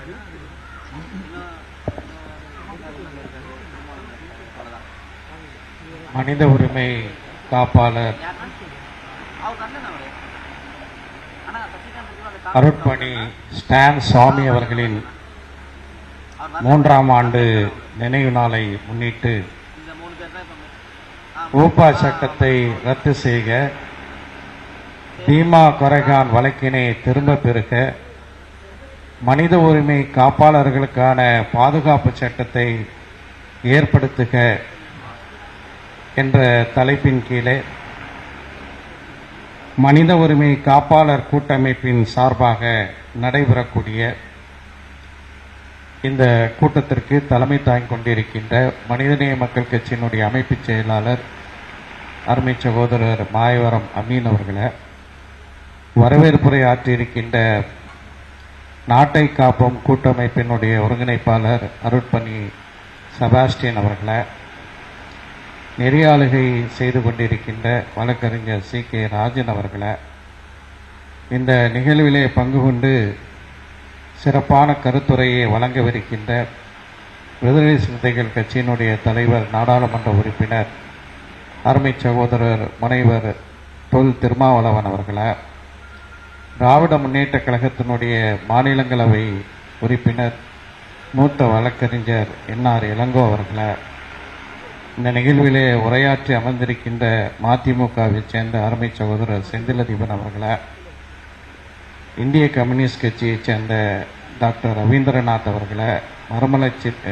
மார்க்சிஸ்ட் கம்யூனிஸ்ட் கட்சியைச் சேர்ந்த ஆறுமுக நயினார் அவர்களை, தோழர் திருமுருகன் காந்தி அவர்களை, தியாகு அவர்களை, குழந்தை அவர்களை, சீலு பிரான்சிஸ் அவர்களை, இந்த நிகழ்ச்சியை சிறப்பான முறையில் ஒருங்கிணைத்து கொண்டிருக்கின்ற மனித உரிமை காப்பாளர் கூட்டமைப்பினுடைய தேசிய செயலாளர் என்னுடைய அன்பிற்கு இனிய வழக்கறிஞர் ஹென்றி டிஃபேன் அவர்களை, இந்த நிகழ்ச்சியில் பங்கு கொண்டிருக்கின்ற என்னுடன் பங்கு கொண்டிருக்கின்ற மனிதநேய மக்கள் கட்சியினுடைய அமைப்புச் செயலாளர் புலல் ஷேக் அவர்களை, கண்ணியத்துக்குரிய தாய்மார்களே, பெரியவர்களே, அன்பிற்கினிய சகோதரர்களே, சகோதரிகளே, உங்கள் அனைவர் மீதும் இறைவனின் பேரருள் பொழியப்படட்டும் என்று பிரார்த்தித்து தொடங்குகின்றேன். இங்கு இந்த நினைவேந்தல் கூட்டத்தில் பீமா கோரைகான் வழக்கை குறித்தும் ஃபாதர் ஸ்டான் சுவாமி அவர்கள் மட்டுமல்ல, அவர்களோடு சேர்ந்து இந்த வழக்கில் கொடிய ஊப்பா சட்டத்தில் கைது செய்யப்பட்ட அந்த கொடுங்கோன்மைகளை பற்றி விரிவாக அன்பர்கள் உரையாற்றியிருக்கிறார்கள். ஃபாதர் ஸ்டான் சுவாமி அவர்கள் அவருடைய அவருடைய கைது நடவடிக்கைக்கு முன்பு அவர் கைது செய்யப்படுவார் என்ற செய்திகள் பரவி வரக்கூடிய காலகட்டத்தில் சென்னைக்கு வந்திருந்தார். அவரை சந்திக்கக்கூடிய ஒரு வாய்ப்பை, நேரில் சந்திக்கக்கூடிய ஒரு வாய்ப்பு எனக்கு கிடைத்தது. அப்போது அவர் தொடர்ந்து மக்களுக்காக, குறிப்பாக ஜார்க்கண்ட் மக்களினுடைய, அந்த பழங்குடி மக்களினுடைய நிலைமைகளை குறித்து, அவர்கள் படக்கூடிய துயரங்களை குறித்து, எந்த விதமான நவீன தகவல் தொழில்நுட்ப சாதனங்களும் இல்லாத சூழலிலும் மக்கள் எப்படி ஒன்று சேர்வார்கள் என்பதை பற்றியெல்லாம் விரிவாகவே எங்களுடன் பகிர்ந்து கொண்டார். அந்த நேரத்திலே தான் அவர் மேசை மீது வைக்கப்பட்டிருந்த ஒரு டம்ளர் தண்ணீரை குடிப்பதற்காக அவர் அதை தூக்கும்போது அவருடைய கை நடுநடுங்கிய அந்த காட்சி இன்னும் என்னுடைய உள்ளத்தில் பசுமையாக இருக்கின்றது. அப்படிப்பட்ட மிகவும் பலவீனமான ஃபாதர் ஸ்டான் சுவாமி அவர்கள் மோடி அரசாங்கத்திற்கு ஒரு அச்சுறுத்தலாக, மோடி அரசாங்கத்தை அவருடைய கைகள் நடுங்கிக் கொண்டிருக்கலாம், ஆனால் அவருடைய செயல்பாடுகள், ஃபாதர் ஸ்டான் சுவாமி அவர்களுடைய செயல்பாடுகள் மோடி அரசாங்கத்தை நடுங்க வைத்தது என்று சொன்னால் அது மிகையாக. அவருடைய கைதினுடைய பின்னணி என்ன, அதை நான் சொல்வதை விட அவரே ஒரு கடிதத்தில் எழுதியிருக்கின்றார். அவர் கைது செய்யப்படுவதற்கு சில நாட்களுக்கு முன்பு அவர் ஒரு காணொளி வெளியிட்டார். அந்த காணொளி அக்டோபர் 6, 2020 பதிவு செய்யப்பட்டது. அதற்கு 2 நாட்கள் கழித்துதான் அவர் கைது செய்யப்பட்டார். அந்த காணொளியில அவர் சொல்கிறார், they want to put me out of the way அப்படின்னு சொல்றார். அவங்களுடைய பாதைக்கு குறுகலாக நான் இருக்கக்கூடாது, என்னை அப்புறப்படுத்த வேண்டும் என்று அவர்கள் விரும்புகிறார்கள் என்று சொல்லி அவருடைய குரல் தளர்ந்த குரலாக இருந்தாலும் கூட நரேந்திர மோடியினுடைய அரசாங்கம் தன்னை ஏன் இலக்காக வைத்து செயல்படுகிறது என்பதை பற்றி அதில் அவர் குறிப்பிடுகிறார். என்ன செய்துவிட்டார்? நடுங்கும் கைகளுடைய ஃபாதர் ஸ்டான் சாமி ஏன் மோடி அரசாங்கத்தை நடுங்க வைத்தார் என்றால், அவர் பணியாற்றிய ஜார்க்கண்ட்ல ஏறத்தாழ 3000க்கு மேற்பட்டவர்கள் அந்த பழங்குடி மக்கள் மாவோயிஸ்டுகள் என்று அவர்களுக்கு பட்டம் சூட்டப்பட்டு அவர்கள் கைது செய்யப்பட்டார். ஃபாதர் ஸ்டான் சாமி இவ்வாறு கைது செய்யப்பட்டவர்களுடைய தனி விவரங்களை எல்லாம் ஆய்வு செய்து ஒரு அறிக்கையை தயார் செய்து வெளியிட்டார். அந்த அறிக்கை சொன்னது, மாவோயிஸ்டுகள் என்று கைது செய்யப்பட்ட அந்த அப்பாவி பழங்குடி மக்களில் 97 விழுக்காட்டினருக்கு மாவோயிஸ்டுகளுக்கும் மாவோயிஸ்ட் கம்யூனிஸ்ட் கட்சிக்கும் அவர்களுக்கும் எந்த தொடர்பும் இல்லை என்று ஆதாரபூர்வமான ஆவணங்களை ஃபாதர் ஸ்டான் சாமி வெளியிட்டார். இது நரேந்திர மோடி அரசுக்கு மிகப்பெரிய ஒரு அதிர்ச்சியை குறிப்பிட்டது. வெறுமனே இந்த அறிக்கையை வெளியிட்டதோடு மட்டுமல்லாமல் அவர் ஜார்க்கண்ட்ல ஒரு நீதிமன்றத்தில் இது தொடர்பான வழக்கையும் தாக்கல் செய்தார். இப்படியான ஒரு நிலையிலேதான் அவர் மீது அவரை தீர்த்து கட்ட வேண்டும் என்று இந்த அப்போது 83 வயதாக இருந்த ஸ்டான் சாமியை கைது செய்கிறார்கள். அப்படி அந்த கைது செய்யப்படும் போது பீமா கோரேகான் வழக்கில் அவரை கைது செய்யறாங்க. அவருக்கு மும்பையை சேர்ந்த வழக்கறிஞர் நிகிர் தேசாய் நண்பர். கைது செய்யப்படுவதற்கு முன்பாக எனக்கு முன்னர் விரிவாகவே தோழர் திருமுருகன் இதை பற்றி சொன்னார். பல நாட்கள் அவருடைய வீட்டுக்கு பல்வேறு வகையான தொல்லைகளை கொடுத்து அவருடைய லேப்டாப்பை, பிறகு அவருடைய ஹார்ட் டிஸ்க், டெஸ்க்டாப் கம்ப்யூட்டரை இதெல்லாம் சோதனை செய்யக்கூடிய அந்த சூழல்ல அதுல எப்படி கடிதங்கள் எல்லாம் அந்த லேப்டாப்ல அவருடைய கணினியில ஒரு மோசமான உளவு மென்பொருளை பயன்படுத்தி அவர் இல்லாத கடிதங்கள் எல்லாம் அதில் எப்படி பதிவு செய்யப்பட்டது என்பதை பற்றியெல்லாம் விரிவாக எனக்கு முன்னர் உரையாற்றியவர்கள் எடுத்து சொன்னார்கள். இதற்கு பிறகு அவர் கைது செய்யப்படுகிறார். கைது செய்யப்பட்டு சிறையில் வைத்த பிறகு கூட மோடி கண்டு அஞ்சிய ஒரு மாபெரும் போராளி ஃபாதர் ஸ்டான் சாமி. காரணம், ஜெயில பல்வேறு துன்பங்கள். அந்த துன்பங்களின் போதும் கூட நீதிமன்றத்தில் ஆஜராகும் போது நான் இந்த சிறையிலேயே மடிய விரும்புகிறேன், என்னை மருத்துவமனைக்கெல்லாம் அனுப்ப வேண்டாம் என்று சொன்ன குரல் ஃபாதர் ஸ்டான் சாமி அவர்களுடைய குரல். ஆனால் அதையும் மீறி மும்பை உயர்நீதிமன்றம் அவரை மருத்துவமனையில் அனுமதிக்கக்கூடிய ஒரு நிலை ஏற்படுகிறது. இந்த நிலையில ஃபாதர் ஸ்டான் சாமி அவர்கள் அந்த சூழல்ல ஒரு கடிதம் எழுதுகிறார். அந்த கடிதத்தினுடைய சில முக்கியமான அம்சங்களை நான் இங்கே நிச்சயமாக மேற்கோள் காட்ட வேண்டும். ஏன்னா இதுவரைக்கும் இந்த மேடையில உரையாற்றியவர்கள் நான் வந்த பிறகு யாருமே அதை சொல்லவில்லை.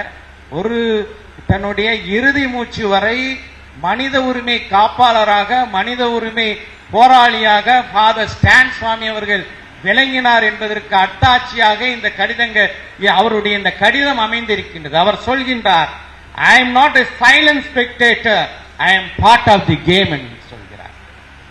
நடக்கக்கூடிய இந்த விவகாரங்களை கை நடுங்கிக் கொண்டு இருக்கிறதுக்காக அதை வெறுமனே பார்க்கக்கூடிய பார்வையாளர் அல்ல, இந்த விளையாட்டின் முக்கியமான களப்போராளி நான் என்று ஃபாதர் ஸ்டான் சுவாமி சொல்கிறார். Human right defenders are repressed but not defeated.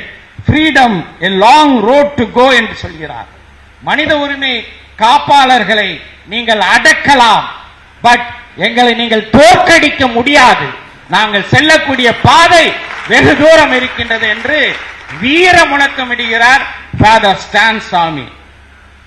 ஜார்க்கண்ட்ல எந்த பழங்குடி மக்களுக்காக பாடுபட்டார்களோ அந்த பழங்குடி மக்களை எல்லாம் அரசு கபலீகரம் செய்து கார்ப்பரேட் நிறுவனங்களுக்கு ஒப்படைப்பதை அந்த சிறைப்பட்ட காலத்திலும் கூட, நீண்ட நாள் சிறையில் இருந்த போதும் கூட, அப்போதும் துணிச்சலாக இந்த கார்ப்பரேட் பொருள் பெருமுதலாளித்துவத்துக்கு எதிராக முழங்குகிறார். Every mine that is dug not only destroys the green forests, fertile lands and water bodies, but also often displaces entire village habitations. இவ்வாறு முழங்குகிறார் ஸ்டான் சுவாமி. நீங்கள் தோண்டக்கூடிய ஒவ்வொரு சுரங்கமும் பசுமையான காடுகளை மட்டுமல்ல, வளமான பூமியை மட்டுமல்ல, தண்ணீர் தேங்கக்கூடிய குளங்களை மட்டுமல்ல, நீங்கள் ஒரு முழு கிராமத்தையும் ஒவ்வொரு சுரங்கத்தை தோண்டும் போதும் அழிக்கின்றீர்கள் என்று முழங்குகிறார் ஃபாதர் ஸ்டான் சுவாமி. இன்னும் பல விஷயங்களை சொல்றாரு. அப்புறம் மிக முக்கியமாக சொல்கிறார், this government calls me Desdrohi for defending the rights of the Adivasis. So be it. ஆதிவாசிகளுடைய உரிமைகளை பாதுகாப்பதற்காக நான் குரல் கொடுப்பதற்காக என்னை இந்த அரசாங்கம் தேச துரோகி என்று சொல்கிறது.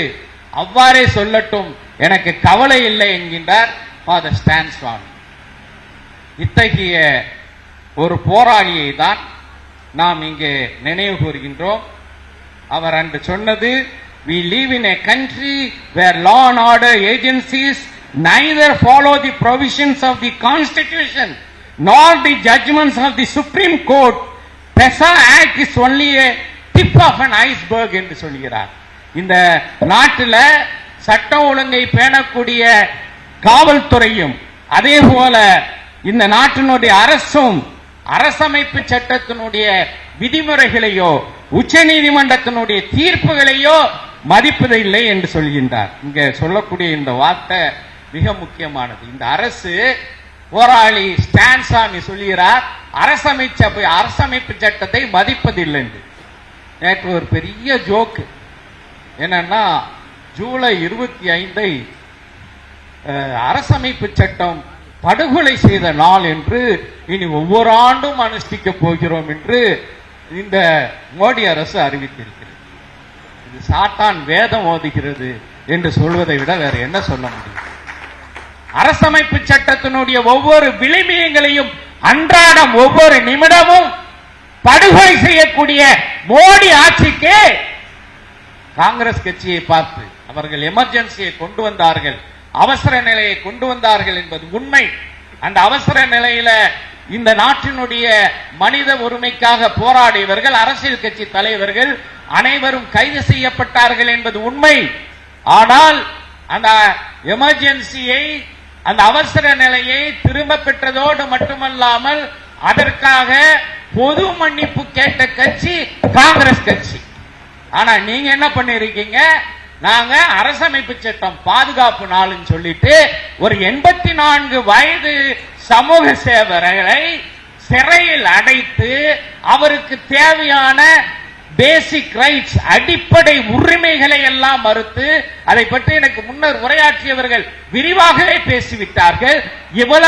இவ்வளவையும் அடித்து நொறுக்கி அரசமைப்பு சட்டம் தந்திருக்கின்ற ஃப்ரீடம் ஆஃப் ஸ்பீச், பேச்சு உரிமை, கருத்துரிமை, ஒன்று சேரக்கூடிய உரிமை எல்லாவற்றையுமே சிதைக்கக்கூடிய புதிய 3 கிரிமினல் சட்டங்களையும், அது சமஸ்கிருதம் பேர்ல 3 புதிய கிரிமினல் சட்டங்களை அரசமைப்பு சட்டம் என்ன சொல்லுது? இது போன்ற குற்றவியல் சட்டங்களை நிறைவேற்ற வேண்டும் என்றால் it is in the concurrent list of the constitution.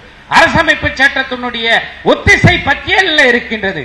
மாநிலங்களோடு கலந்து பேசியிருக்க வேண்டும், ஆலோசித்திருக்க வேண்டும். வெறும் 24 நாட்கள் நாடாளுமன்றத்தில் உறுப்பினர்களை எல்லாம், எதிர்க்கட்சி உறுப்பினர்களை எல்லாம் சஸ்பெண்ட் செய்துவிட்டு, இடைநீக்கம் செய்துவிட்டு இந்த சட்டத்தை ஏற்றி அந்த சட்டம் பற்றிய எந்த விவாதமும் இல்லாமல் 3 கிரிமினல் சட்டங்களை நடைமுறைக்கு கொண்டு வந்து அரசமைப்பு சட்டத்தை குழி தோண்டி புதைத்த பாஜகவுக்கு ஜூலை 25 கான்ஸ்டிடியூஷன், அதாவது அரசமைப்பு சட்டம் படுகொலை நாள் என்று அனுஷ்டிக்கவும் என்று சொல்வதற்கு எந்தவித அருகதையும் யோகியதையும் தகுதியும் அறவே இல்லை என்பதுதான் யதார்த்தமான உண்மையாக இருக்கின்றது. இவற்றுக்கு எதிராக நிச்சயமாக ஸ்டான் சுவாமி அவர்கள் குறிப்பிட்டது போல human right defenders may be repressed but you can't defeat us. மனித உரிமை போராளிகளை நீங்கள் அடக்கலாம், ஆனால் எங்களை தோற்கடிக்க முடியாது. எங்கள் பயணம் நீண்ட பயணம் என்று சொன்னார்கள். அந்த நீண்ட பயணத்தில் நிச்சயமாக நாம் ஒன்று சேர வேண்டும். இங்கு எனக்கு வைத்த வேண்டுகோள், மனித உரிமை காப்பாளர் அங்கீகாரம் மற்றும் பாதுகாப்பு சட்டம் 2024 ஒரு சட்ட முன்வரைவை தயாரித்து தந்திருக்கிறார்கள்.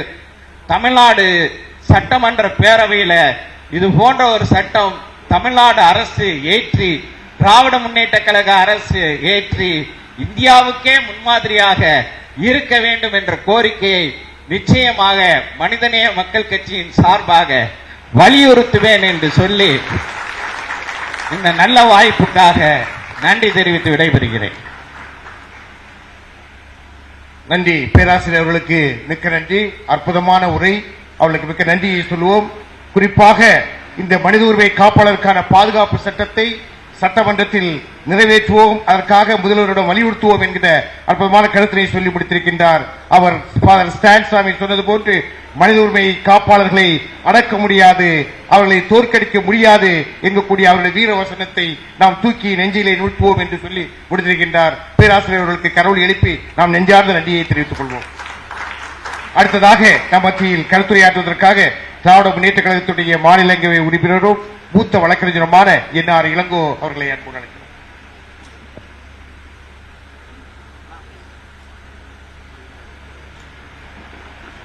மதிப்பிற்குரிய அண்ணன் தொல் திருமாவளவன் உட்பட்ட அரங்கத்தில் இருக்கும் அனைவருக்கும் என்னுடைய வணக்கத்தை தெரிவித்துக் கொண்டு, நீண்ட நேரம் இந்த கூட்டம் நடந்து கொண்டிருப்பதால் என்னுடைய கருத்துக்களை சுருக்கமாக சொல்லி விடைபெற எண்ணுகிறேன். முதலில் ஃபாதர் ஸ்டான்சாமி அவருடைய நினைவு நாளை முன்னிட்டு இந்த வீரவணக்க உறுதியேற்பு பொது அரங்கத்திற்கு என்னை அழைத்ததற்கு என்னுடைய நன்றிகளை தெரிவித்தேன். இந்த பொது அரங்கத்தில் 3 கருத்துக்களை வலியுறுத்தி இந்த கூட்டம் நடைபெற்று, அதில் கடைசி கருத்தாக மனித உரிமை காப்பாளர்களுக்கான பாதுகாப்பு சட்டத்தை ஏற்படுத்த வேண்டும், அதற்கான வரைவு சட்டத்தை தோழர் ஹென்றி டிபேங் அவர்கள் தந்திருக்கிறார். அது சட்டமாக தமிழக சட்டமன்றத்திலும் பாராளுமன்றத்திலும் நிறைவேற்றப்பட வேண்டும் என்பதில் கருத்து வேறுபாடு இல்லை. அதற்காக அனைத்து நடவடிக்கைகளையும் எடுப்போம், நானும் அதற்கு உறுதுணையாக இருப்பேன் என்பதை தெரிவித்தேன். ஆனால் என்னுடைய கருத்து, இது போன்ற ஒரு சட்டத்திற்கு அவசியம் இருக்கிறதா என்பதுதான். இது போன்ற ஒரு சட்டங்கள் இயற்றப்படக்கூடாத நிலை வர வேண்டும். அரசாங்கமே மனித உரிமை காப்பாளராக இருக்கும் நாள் வரை நாம் போராடிக் கொண்டுதான் இருக்க வேண்டும். மனித உரிமை காப்பாளர்கள் என்று யாரும் இருக்கக்கூடாது. அரசாங்கமே மனித உரிமைகளை காப்பாற்றக்கூடிய ஒரு நிறுவனமாக இருக்க வேண்டும். அதுவரை நம்முடைய போராட்டங்கள் தொடர்ந்து கொண்டுதான் இருக்க வேண்டும் என்பதை தெரிவித்துள்ளேன். பீமா குரேகன் வழக்கை திரும்பப் பெறுவது குறித்து வழக்குகள் நீதிமன்றத்திலே இருக்கின்றன. அதை பற்றி பேச வேண்டும் என்றால் இந்த அரங்கத்தில் நிறைய நேரத்தை எடுத்துக்கொள்ள வேண்டும். ஆனால் முக்கியமாக UAPA சட்டத்தை திரும்ப பெற வேண்டும் என்று ஒரு கோரிக்கை இருக்கிறது.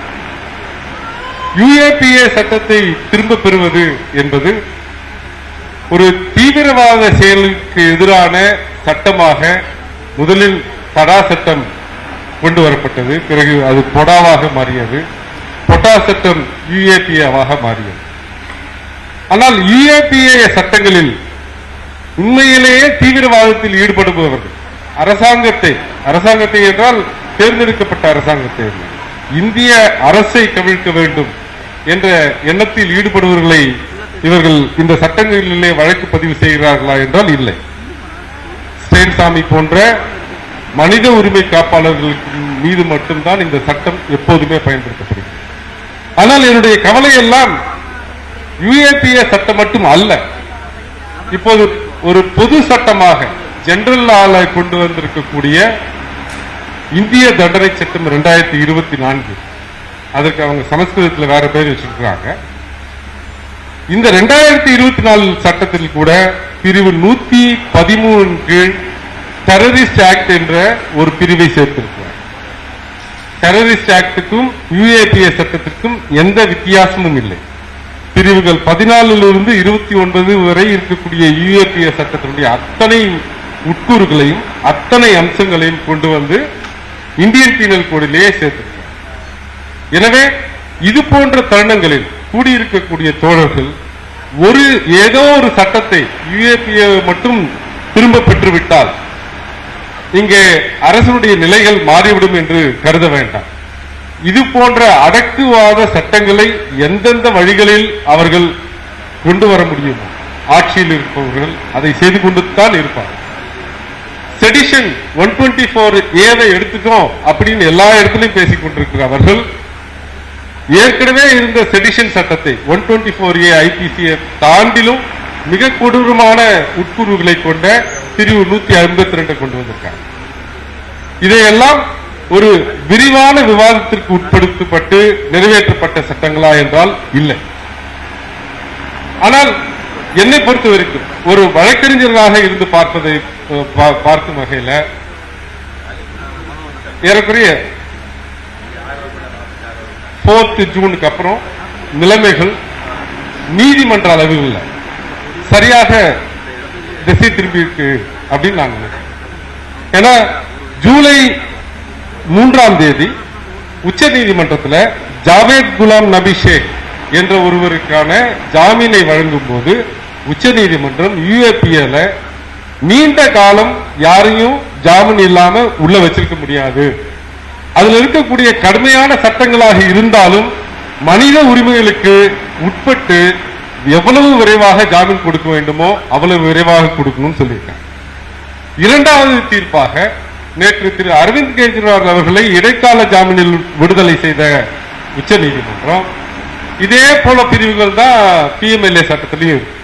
அதாவது ஜாமீன் பெறுவதற்கே நான் குற்றவாளி இல்லை என்று நிரூபிக்க வேண்டும், அப்பதான் ஜாமீன் கொடுப்பாங்க. இந்த 2 சட்டத்திலும் அந்த சட்டத்தில் கூட அதிகாரிகள் பதியக்கூடிய வழக்குகள்ல அவங்க கொடுக்கக்கூடிய ஆவணங்கள்ல ஒருத்தர் குற்றவாளி என்று சொல்வதை மட்டும் நீதிமன்றங்கள் கீழமை நீதிமன்றத்திலிருந்து உயர் நீதிமன்றம் வரைக்கும் யாரும் அதை அப்படியே எடுத்துக்கொள்ளக்கூடாது. குற்றம் சுமத்தப்பட்டவர் தன்னுடைய தரப்பு வாதங்களை எடுத்து சொல்லும் போது அது அவர் குற்றமற்றவர் என்பதை நிரூபிப்பதற்கு வாய்ப்பு இருந்தால் அதையும் நீதிமன்றங்கள் கருத்தில் எடுத்துக்கொண்டு ஜாமீன் வழங்க வேண்டும் என்ற நிலையை நேற்றைய தினம் சுப்ரீம் கோர்ட் சொல்லியிருக்கிறார். எனவே இது போன்ற அதாவது ஏறக்குறைய ஒரு 63 எண்ணிக்கை குறைந்தவுடன் உச்ச நீதிமன்றம் தன்னுடைய கருத்துக்களை மிக ஆழமாக மிக அழுத்தமாக எடுத்துக்கொள்ளக்கூடிய காலம் வந்திருக்கிறது என்று நான் நம்புகிறேன். இந்த நிலைமை தொடருமேயானால் UAPA சட்டங்களை மத்திய அரசாங்கமோ இல்ல எந்த அரசாங்கமோ தவறாக பயன்படுத்த முடியாது. அந்த நிலை நீண்ட நாட்கள் நீண்ட தொலைவில் இல்லை என்ற நம்பிக்கை எனக்கு இருக்கிறது என்ற ஒரு வழக்கறிஞராக இருப்பதால் இதே நிலைமை தொடருமேயானால் உச்ச நீதிமன்றத்தில் வரக்கூடிய தீர்ப்புகள் நிச்சயமாக இந்த மனித உரிமைகளுக்காக போராடுபவர்களுக்கு ஆதரவாக வரக்கூடிய நாட்கள் வெகு தொலைவில்லை என்ற நம்பிக்கையை மட்டும் நான் சொல்லி உங்களுடைய போராட்டங்களுக்கு நான் மற்றும் முதல்வர் அவர்களும் எப்போதும் உறுதுணையாக இருப்போம் என்பதை கூறிக்கொண்டு விடைபெறுகிறேன். நன்றி. மூத்த வழக்கறிஞரும் மாநிலங்களவை உறுப்பினருமான தோழர் என்ஆர் இளங்கோ அவர்களுக்கு நெஞ்சிலிருந்த நன்றிகளை தெரிவித்துக் கொள்வோம். குறிப்பாக இந்திய அரசாங்கமே மனித உரிமை காப்பாளர்கள் காக்கக்கூடிய ஒரு நிறுவனமாக மாற வேண்டும். அப்படி இருக்கும் பொழுதுதான் அது ஜனநாயகம் மலரும் என்ற ஒரு கருத்தை அற்புதமாக வைத்துக் கொண்டிருக்கிறார். அடக்குமுறை சட்டங்களை எல்லாம் இந்த அரசுகள் கொண்டு வந்தாலும் கூட உச்ச நீதிமன்றம் பார்த்துக் கொண்டு இருக்காது. வெவ்வேறு தீர்ப்புகள் வந்து கொண்டிருக்கிறது. அது வரும் என்கக்கூடிய நம்பிக்கையும் இருக்கிறது என்கக்கூடிய விஷயங்களை கொண்டு வந்திருக்கின்றார். மனித உரிமை காப்பாளருக்கான பாதுகாப்பு சட்டத்தை கொண்டு வருவதற்காகவும் முயற்சிகளை செய்வோம் என்கக்கூடிய கருத்துக்களையும் நமக்கு அடுத்தமாக தந்திருக்கின்றார். வழக்கறிஞர் அவர்களுக்கு நாம் நெஞ்சு நிறைந்த நன்றியை கரவொலி வழியாக தெரிவித்தோம். அடுத்ததாக நிறைவாக மனித உரிமை காப்பாளர் ஸ்டான் சாமி அவர்களுடைய 3ஆம் ஆண்டு நிறைவு நாளை முன்னிட்டு வீர வணக்க உறுதியேற்பு பொது அரங்கத்தை நாம் நடத்திக் கொண்டிருக்கின்றோம். இந்த பொது அரங்கத்துடைய நிறைவாக விடுதலை சிறுத்தைகள் கட்சியுடைய தலைவர் எழுச்சி தமிழர் முனைவர் அண்ணன் தொல் திருமாவளவன் அவர்கள் இங்கே கருத்துரையாற்ற நாம் கரவொலி எழுப்பி அன்போடு அழைக்கிறோம்.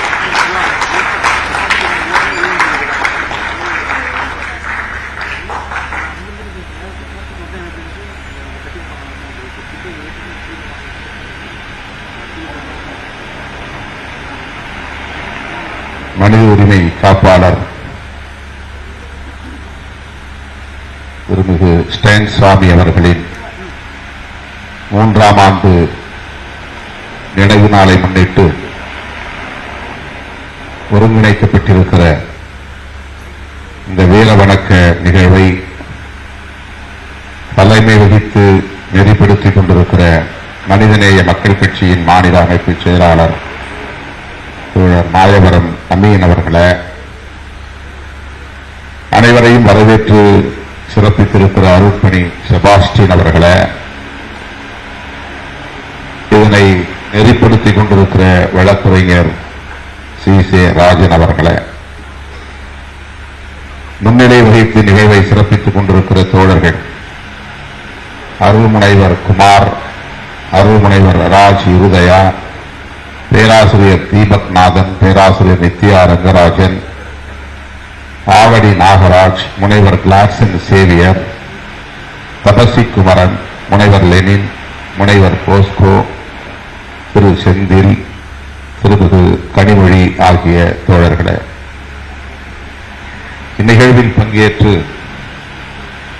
சிறப்புரை வழங்கி அமர்ந்திருக்கிற திராவிட முன்னேற்றக் கழகத்தின் மாநிலங்களவை உறுப்பினர் வழக்குரைஞர் அண்ணன் என்ஆர் இளங்கோ அவர்களே,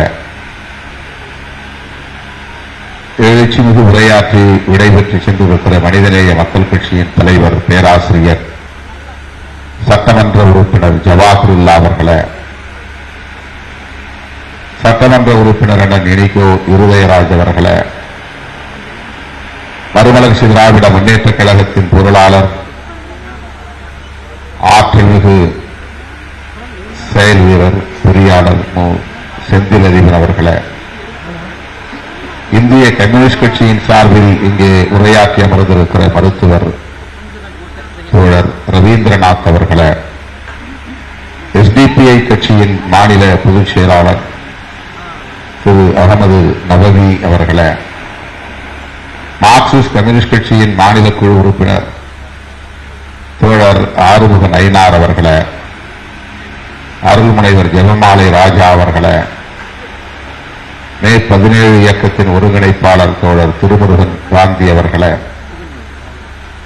தமிழ்த் தேச மக்கள் முன்னணியின் தலைவர் தோழர் மீதா பாண்டியன் அவர்களே, காவல் சித்திரவதைக்கு எதிரான கூட்டு இயக்கத்தின் தலைவர் திரு தியாகு அவர்களே, முனைவர் குழந்தை அவர்களே, திருமிகு ஷீலு பிரான்சிஸ் அவர்களே, மனித உரிமை காப்பாளர் கூட்டமைப்பின் தேசிய செயலாளர் மதிப்பிற்குரிய அண்ணன் வழக்குரைஞர் ஹென்றி டிபேன் அவர்களே, நிறைவாக நம்மிடையே நன்றி உரையாற்றவிருக்கிற தம்பி ஆசிரியர் அவர்களே, மற்றும் இந்த நிகழ்வில் பங்கேற்று இதனை சிறப்பித்துக் கொண்டிருக்கிற ஸ்டேன் சுவாமி அவர்களுக்கு வீர வணக்கம் செலுத்திக் கொண்டிருக்கிற மனித உரிமை ஆர்வலர்களே, உங்கள் உங்கள் அனைவருக்கும் என்னுடைய பணிவார்ந்த வணக்கத்தை தெரிவித்துக் கொள்கிறேன்.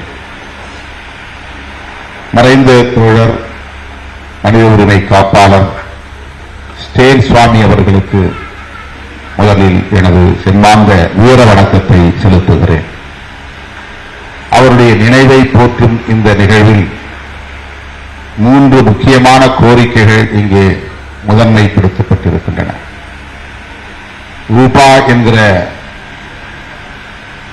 மனித உரிமைகளுக்கு எதிரான சட்டத்தை திரும்பப் பெற வேண்டும், அதை ரத்து செய்ய வேண்டும். பீமா குரேகான் வழக்குகள் அனைத்தையும் திரும்பப் பெற வேண்டும், அனைவரையும் விடுவிக்க வேண்டும். மனித உரிமை காப்பாளர்களுக்கான ஒரு பாதுகாப்பு சட்டத்தை நாடாளுமன்றத்தில் இயற்ற வேண்டும்.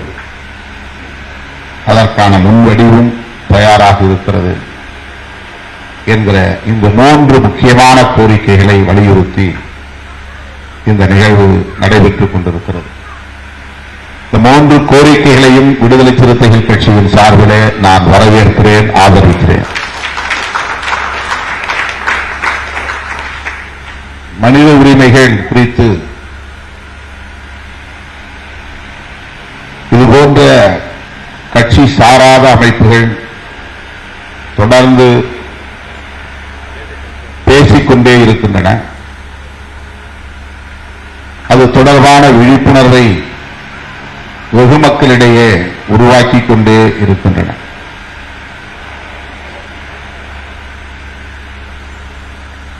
மனித உரிமைகள் குறித்து போதிய விழிப்புணர்வு இன்னும் பொதுமக்களிடையே வெகு மக்களிடையே உருவாகவில்லை என்பதுதான் நாம் ஒப்புக்கொள்ள வேண்டிய கசப்பான உண்மை.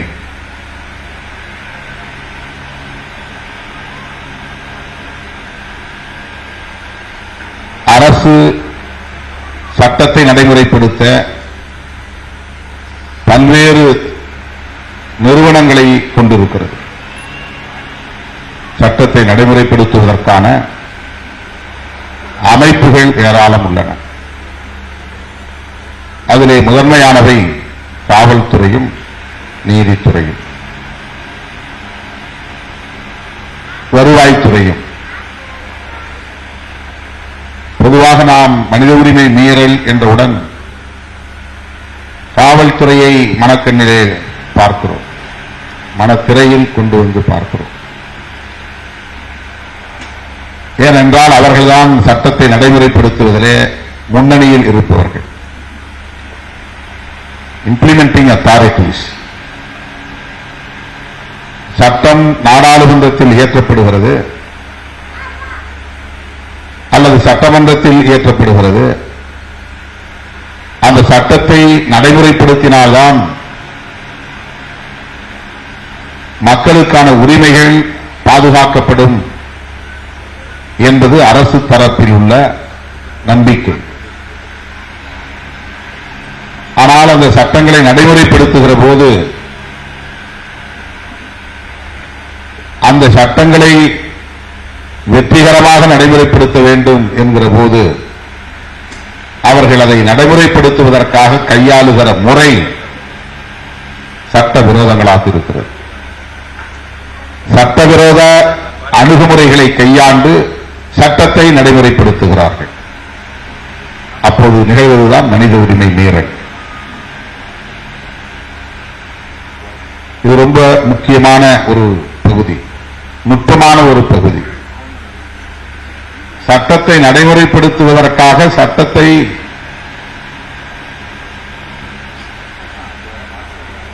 வெகு மக்களிடத்திலே கொண்டு போய் சேர்ப்பதற்காக அல்லது வெகு மக்களின் பாதுகாப்புக்காக நடைமுறைப்படுத்துவதற்காக அவர்கள் கையாளுகிற அணுகுமுறை என்பது பெரும்பாலும் சட்டவிரோத அணுகுமுறைகளாக இருக்கின்றன. அப்படிப்பட்ட சட்டவிரோத அணுகுமுறைகளை அவர்கள் அதிகார வர்க்கத்தை சார்ந்தவர்கள், ஆட்சியாளர்கள்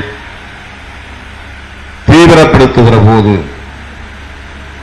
ஸ்டேன் சுவாமி போன்றவர்கள்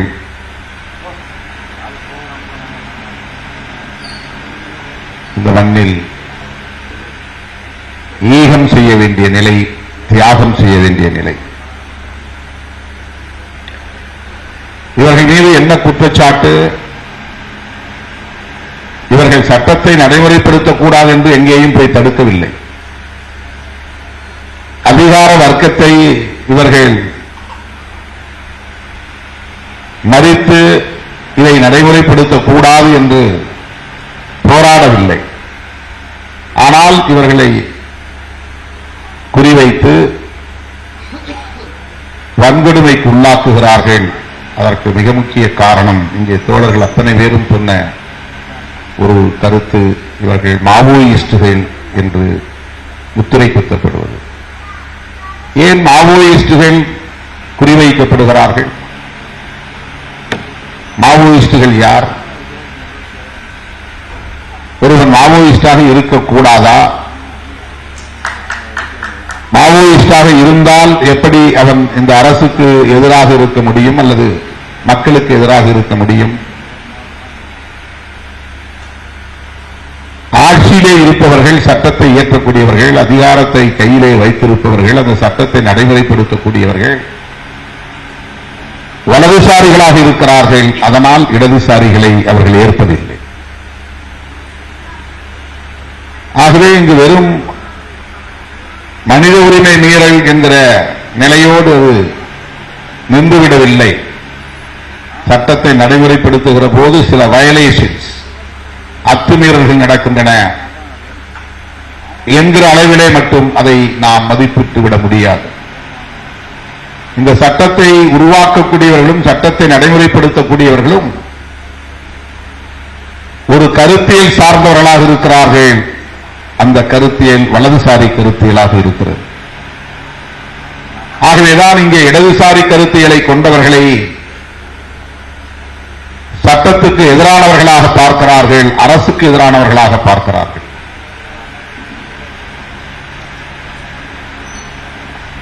மாவோயிஸ்டுகளை அப்படித்தான் அவர்கள் பார்க்கிறார்கள். வலதுசாரிகளின் பார்வையில் சமூக நீதி என்பதே இடதுசாரி அரசியல்தான். வலதுசாரிகளின் பார்வையில் தலித் விடுதலை என்பதே இடதுசாரி அரசியல்தான். வலதுசாரிகளின் பார்வையில் பெண் உரிமை என்று சொன்னாலே அது இடதுசாரி அரசியல்தான். வலதுசாரி பார்வையில் பழங்குடியினர் நலன்களை குறித்து பேசினாலே அது இடதுசாரி பார்வைதான், இடதுசாரி அரசியல்தான். இன்னும் சொல்ல போனால் வலதுசாரிகளின் பார்வையில் ஜனநாயகம் என்பது கூட இடதுசாரி அரசியல் தான். அவர்களால் அதை ஏற்றுக்கொள்ள முடியாது.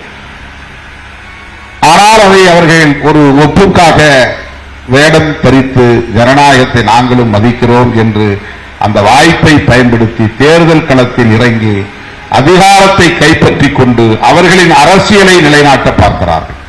உண்மையில் அவர்களுக்கு ஜனநாயகத்தின் மீது ஒருபோதும் நம்பிக்கை இருப்பதில்லை. ஜனநாயகம் என்கிற கோட்பாடு மனித உரிமைகளின் வாசல்களை திறக்கிறது. ஜனநாயகம் என்கிற கோட்பாடு பெண்ணுரிமையை பேச வைக்கிறது. ஜனநாயகம் என்கிற கோட்பாடு சிறுபான்மையினரின் பாதுகாப்பை உரத்து பேசுகிறது. ஜனநாயகம் என்கிற கோட்பாடுதான் சமூக நீதிக்கான பாதையை திறக்கிறது. எனவே ஜனநாயகத்தையே வலதுசாரிகளால் ஏற்றுக்கொள்ள முடியாது. ஆகவேதான் அவர்கள் ஹிட்லரையும் முசோலினையும் தங்களின் கொள்கை ஆசான்களாக பாசிசத்தை அவர்கள் ஏற்றுக்கொள்கிறார்கள். அவர்களை முன்மாதிரிகளாக ஏற்றுக்கொள்கிறார்கள். அவர்களின் வழிகளை பின்பற்ற துடிக்கிறார்கள். அவர்களுக்கு பாசிசத்தின் மீது இருக்கிற பிடிப்பை, பற்றுதலை வெளிப்படுத்தாமல் ஜனநாயக முகமூடியை அணிந்து கொண்டே ஜனநாயகத்தை நசுக்குகிற நடவடிக்கைகளில் ஈடுபடுகிறார்கள். ஸ்டேன் சுவாமி அவர்களின் மீதான இந்த ஒடுக்குமுறை என்பது ஜனநாயகத்திற்கு எதிரான ஒடுக்குமுறை. அவர் எந்த வன்முறையிலும் ஈடுபடவில்லை, வன்முறை பிரச்சாரத்திலும் ஈடுபடவில்லை. ஆனால் அவர் மீது இந்த வழக்கு ஏன் தொடுக்கப்பட்டது? 83 வயதிலும் கூட வயது மூப்படைந்த நிலையில் அவருக்கு அளிக்கப்பட வேண்டிய இயல்பான மனித உரிமைகளை ஏன் மறுத்தார்கள்? ஒரு ஸ்ட்ரா தரவில்லை என்பது எவ்வளவு பெரிய கொடுமை! மனித உரிமை மீறல். ஆக ஜனநாயகத்தின் மீது நம்பிக்கை உள்ள அனைவரையுமே அவர்கள் இடதுசாரிகளாக பார்க்கிறார்கள். இடதுசாரிகளாக இருக்கிற அனைவரையுமே அவர்கள் அழிக்க துடிக்கிறார்கள்.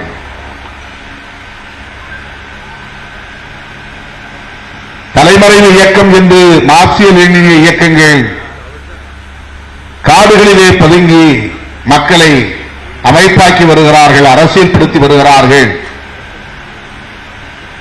ஆயுதம் வழங்கி அவர்களை ஆயுதபாணிகளாக்குகிறார்கள்.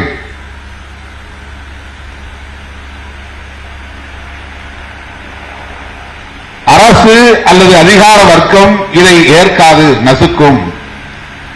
ஆகவே தலைமறைவு என்பது ஒரு உத்தி, under ground, UG.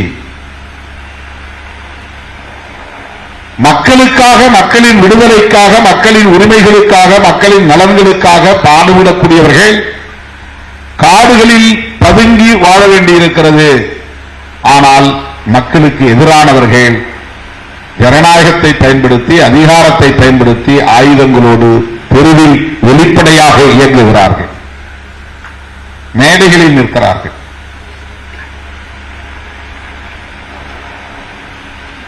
RSS காரனுக்கும் annihilation என்கிற கருத்திலே உடன்பாடு உண்டு. அதை நடைமுறைப்படுத்துகிறார். அழித்தொழிப்பு நடவடிக்கை.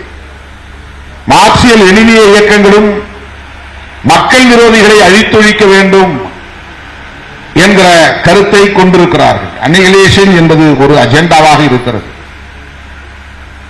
உழைக்கிற மக்களின் எதிரிகள், அவர்களின் உழைப்பை சுரண்டக்கூடியவர்கள், அவர்களின் கல்வியை மறுக்கிறவர்கள், பெண்களை போகப் பொருளாக பயன்படுத்தக்கூடியவர்கள், இவர்கள் அனைவரையும் அழித்தொழிக்க வேண்டும். அது தவறல்ல, புரட்சியின் ஒரு அங்கம் என்று மார்க்சிய லெனினிய மாவோயிஸ்டுகளுக்கு ஒரு கருத்து உள்ளது, நம்பிக்கை உள்ளது.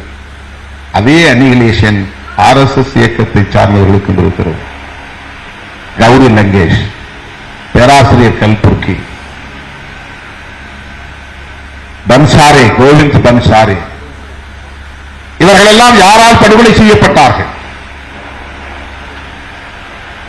இதன் பெயர் என்ன? இதுதான் அனிகிலேஷன். இதுதான் MN இயக்கத்தில் இருக்கிறது. அவர்கள் மக்கள் விரோதிகளை அழித்தொழிக்க வேண்டும் என்கிற கருத்தில் உடன்படுகிறவர்கள். இவர்கள் வலதுசாரி அரசியலுக்கு எதிராக இருப்பவர்களை அழித்தொழிக்க வேண்டும் என்பதுதான் இவர்களின் கருத்து.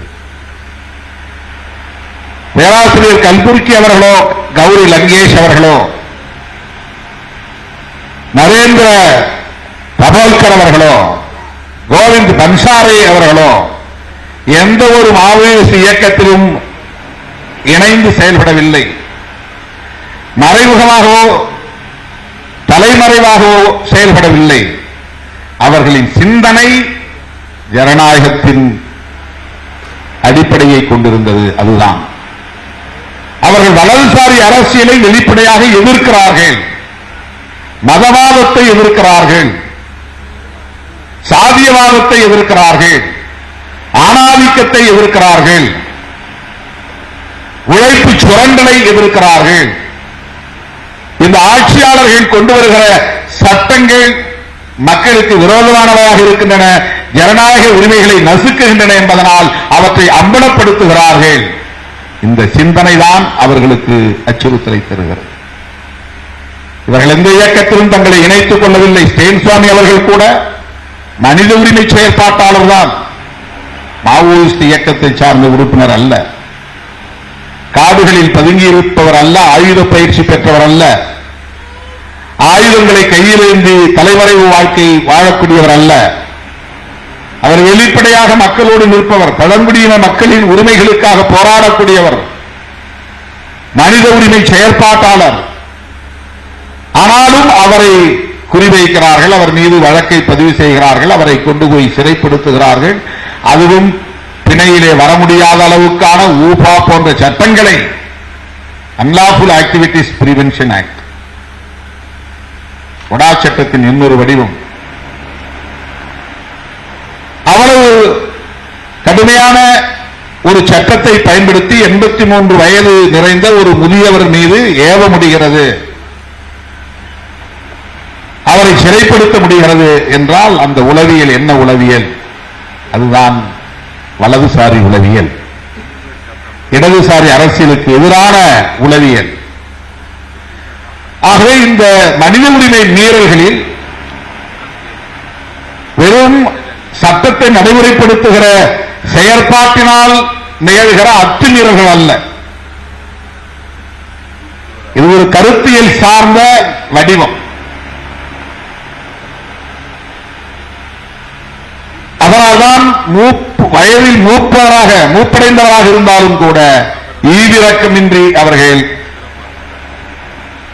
மிக மோசமான முறையிலே, இழிவான முறையிலே, கொடூரமான முறையிலே, குரூரமான முறையிலே நடத்தி இருக்கிறார்கள்.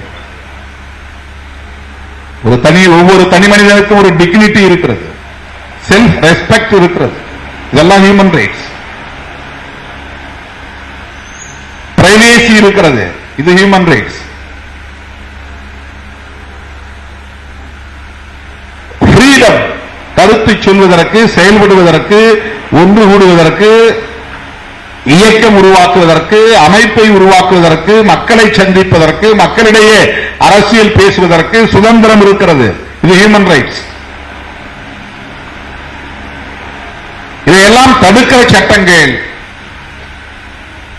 ஒரு கருத்தை பின்புலமாக கொண்டிருக்கிறது என்பதுதான் முக்கியமானது. இது ஏதோ ஒரு குறிப்பிட்ட கட்சி, ஒரு குறிப்பிட்ட அதிகாரி, இந்த அதிகாரியை மாற்றிவிட்டால் இது சரியாகிவிடும் என்றல்ல. இந்த அதிகாரிதான் அதிகம் மனித உரிமை மீறலை செய்கிறார் என்று அவர்களை மட்டுமே நாம் விமர்சித்து அவர்களை அப்புறப்படுத்துவது மட்டுமே இதற்கு தீர்வு இல்லை. இங்கே வலதுசாரி உளவியல் வலுவாக கட்டமைக்கப்பட்டிருக்கிறது. அந்த உளவியலை தகர்ப்பதுதான் இதற்கு தீர்வு. அந்த உளவியலை புரிந்து கொள்வதுதான் இதற்கான வழிமுறை. அவர்கள் எப்படிப்பட்டவர்களாக இருக்கிறார்கள் என்பதுதான் இங்கே முக்கியமானது. அதை புரிந்து கொண்டால்தான் அவர்கள் அஜெண்டாவை புரிந்து கொள்ள முடியும், அவர்களின் செயல் திட்டத்தை புரிந்து கொள்ள முடியும். அதன் அடிப்படையில் தான் நாம் மக்களை அரசியல்படுத்த வேண்டிய தேவை இருக்கிறது. இங்கே இடதுசாரி அரசியல் என்பது அல்லது மாவோயிஸ்ட் அரசியல் என்பது மக்களுக்கு எதிரானது அல்ல. இதை நாம் உரத்து பேச வேண்டும். மாவோயிஸ்டுகளை அந்நியப்படுத்துவதற்கு அவர்கள் முயற்சிக்கிறார்கள். மாவோயிஸ்டுகள் நம்மவர்கள் என்று நாம் உரத்து பேச வேண்டும். அவர்கள் மக்களுக்கு எதிரானவர்கள் இல்லை என்பதை நாம் பேச வேண்டும். அவர்கள் தலைமறைவாக இருக்கலாம் அல்லது சட்டத்துக்கு விரோதமான நடவடிக்கைகளில் ஈடுபடலாம். ஆனால் அவர்களின் இன்டென்ஷன் என்பது, அவர்களின் நோக்கம் என்பது, அவர்களின் செயல் திட்டம் என்பது, அவர்களின் இலக்கு என்பது உழைக்கும் மக்களின் நலன்கள், உழைக்கும் மக்களின் விடுதலை என்பதுதான். இந்த மாவோயிஸ்ட் மக்களுக்கு எதிராக செயல்பட்டு இருக்கிறார். இந்த மாவோயிஸ்ட் இவன் மக்கள் விரோதி அல்லது தேச விரோதி அல்லது சட்ட விரோதி என்று அந்நியப்படுத்துவதை நாம் வேடிக்கை பார்க்கிற வரையில் வலதுசாரி அரசியலை நம்மால் ஒருபோதும் தகர்க்க முடியாது. அந்த உளவியலை நம்மால் புரிந்து கொள்ள முடியாது.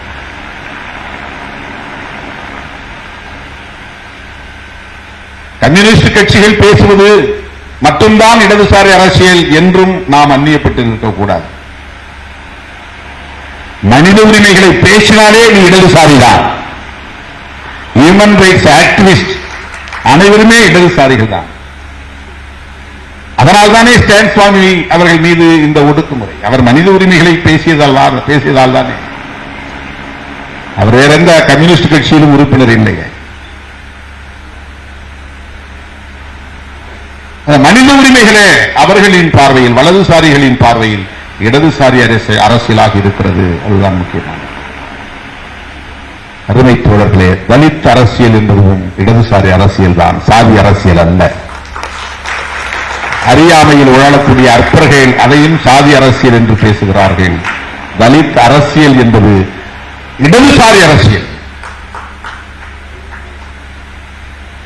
அப்படித்தான் நாம் விளிம்பு நிலை மக்களின் அரசியலை முழுமையாக புரிந்து கொள்ள வேண்டும். ஒரு சம்பவத்தில் யார் முன்னால் பிழை செய்தார்கள் என்பது பார்க்க வேண்டாம். 2 பேருக்கு இடையில ஊர்ல தகராறு நடந்திருக்கும். அதுல ஒருவன் முதல்ல வம்பு இழுத்திருப்பான். முதல்ல வம்பு இழுத்தவன் எஸ்சி, அதனால நடந்ததெல்லாம் சரி என்று நாம் பேச முடியாது. இவன் தப்பு பண்ண அதனால ஊரை கொளுத்திட்டான் அப்படின்னு நியாயப்படுத்துவார். அது ஒரு ஈவென்ட். ஆனால் நீண்ட நெடுங்காலமாக சமூகத்திற்குள்ளே யார் பலவீனமானவர்களாக இருக்கிறார்கள், வல்னரபிள், தாக்குதலுக்கு இலக்காகக்கூடியவர்களாக இருக்கிறார்கள். ஆண் பெண் என்றால் பெண் வல்னரபிள். எளிதாக பெண் குறிவைக்கப்படுவாள், தாக்கப்படுவாள், வன்கொடுமைக்கு உள்ளாக்கப்படுவாள், இழிவுபடுத்தப்படுவாள். இது பொதுவான நிலை உலகம் முழுவதும், இந்தியாவில் மட்டுமல்ல. women are vulnerable section.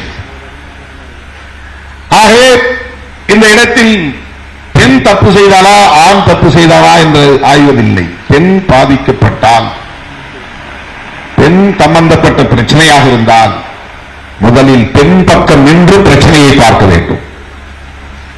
Victim side, vulnerable section side. யார் இலகுவாக எளிதாக பாதிக்கப்படுவார்கள் இந்த சமூக நிறுவனத்தில், இந்த சமூக கட்டமைப்பில், இந்த அரசியல் கட்டமைப்பில் எளிதாக யார் பாதிக்கப்படுவார்கள்? அப்படி எளிதாக பாதிக்கப்படுகிறவர்கள் தான் வல்னரபிள். அவர்களுக்கான உரிமை, அவர்களுக்கான நீதி என்கிற பார்வையில் அணுகுவது என்பதுதான் இடதுசாரி அணுகுமுறை. அதுதான் இடதுசாரி பார்வை. அதுதான் இடதுசாரி பார்வை. எப்போதுமே விக்டிம் சைடு நிற்க வேண்டும். இல்ல சாதி, மதம், மொழி, தேசம் என்கிற எல்லா எல்லைகளையும் கடந்த பார்வை. ஹியூமன் ரைட்ஸ் என்பது இந்த வரம்புகளை கடந்தது. அதனால்தான் இது பேர் ஹியூமன் ரைட்ஸ். கல்ச்சுரல் ரைட்ஸ்னா அது எல்லா உலகம் முழுக்க பொருந்தாது. இந்து கல்ச்சரல் ரைட் வேற, கிறிஸ்டியனுக்கான கல்ச்சுரல் ரைட்ஸ் என்கிறது வேற, முஸ்லிம்கான கல்ச்சுரல் கலாச்சார உரிமை என்பது வேற. அது செக்டேரியன். ஹியூமன் ரைட்ஸ் என்பது முஸ்லிம்களுக்கும் சரி, கிறிஸ்தவர்களுக்கும் சரி, சமணர்களுக்கும் சரி, இந்துக்களுக்கும் சரி, உலகம் முழுவதும் மதங்களை கடந்து அனைவருக்கும் பொதுவானது. அதனால்தான் அது ஹியூமன் ரைட்ஸ். விலங்குகளில் இருந்து பிரித்து பார்ப்பதற்காக சொல்லப்பட்டதல்ல மனித உரிமை என்பது. பிற உரிமைகளில் இருந்து பிரித்து சொல்வதற்கு உலகம் முழுவதும் அனைவருக்கும் பொதுவான உரிமை, அடிப்படையான உரிமை, சுதந்திரத்தை அடிப்படையாக கொண்ட உரிமை, அதுதான் ஹியூமன் ரைட்ஸ். அது சில நேரங்களில் சாதிய நிறுவனங்களாலும் நசுக்கப்படும், மத நிறுவனங்களாலும் நசுக்கப்படும். இந்த சாதிக்காரன் இந்த இடத்துல குளிக்க கூடாதுன்னு சொன்னா கூட அது மனித உரிமை மீறல் தான். இந்த சாதிக்காரன் இந்த இடத்துல குடியேற்றக்கூடாது என்று தடுத்தால் அது மனித உரிமை மீறல் தான். இந்த சாதிக்காரன் இங்கே செருப்பு போட்டு போகக்கூடாது என்றால் அது மனித உரிமை மீறல் தான். போலீஸ் ஸ்டேஷன்ல நடக்கிறது மட்டும்தான், அந்த டார்ச்சர் மட்டும்தான் மனித உரிமை மீறல் அல்ல. காவல்துறை போடுகிற பொய் வழக்கு மட்டும்தான் மனித உரிமை மீறல் அல்ல. சைக்கிளில் போகக்கூடாது, செருப்பு அணியக்கூடாது, நல்ல துணி கட்டக்கூடாது, நகை நட்டு அணியக்கூடாது என்று ஒருவனை இன்னொருவன் தடுத்தால், சாதியின் பெயரால், மதத்தின் பெயரால் தடுத்தால், ஒடுக்கினால், அதுவும் வயலேஷன் ஆஃப் ஹியூமன் ரைட்ஸ். சமூக நிறுவனங்களாலும் மனித உரிமைகள் மீறப்படும், அரசு நிறுவனங்களாலும் மனித உரிமைகள் மீறப்படும், சட்ட அமைப்புகளாலும் மனித உரிமைகள் மீறப்படும். இத்தகைய மனித உரிமை மீறல்களை நாம் எதிர்கொள்வதற்கு நமக்கு ஒரு பார்வை தேவை. அதுதான் தோழர்களே இடதுசாரி பார்வை, அதுதான் ஜனநாயக பார்வை, அதுதான் சமூக நீதி பார்வை. அத்தகைய ஜனநாயக சமூக நீதி பார்வையை கொண்ட ஸ்டேன் சுவாமி அவர்கள் இன்றைக்கு நம்மிடையே இல்லை. ஆனாலும் அவர் நம்மை வழிநடத்துகிறார். அவருடைய பங்களிப்பு, அவருடைய தியாகம் நம்மை வழிநடத்துகிறது என்கிற அந்த நன்றி பெருக்கோடு அவருக்கு வீர வணக்கம் செலுத்தி இந்த வாய்ப்புக்கு நன்றி கூறி முடிக்கிறேன். நன்றி, வணக்கம்.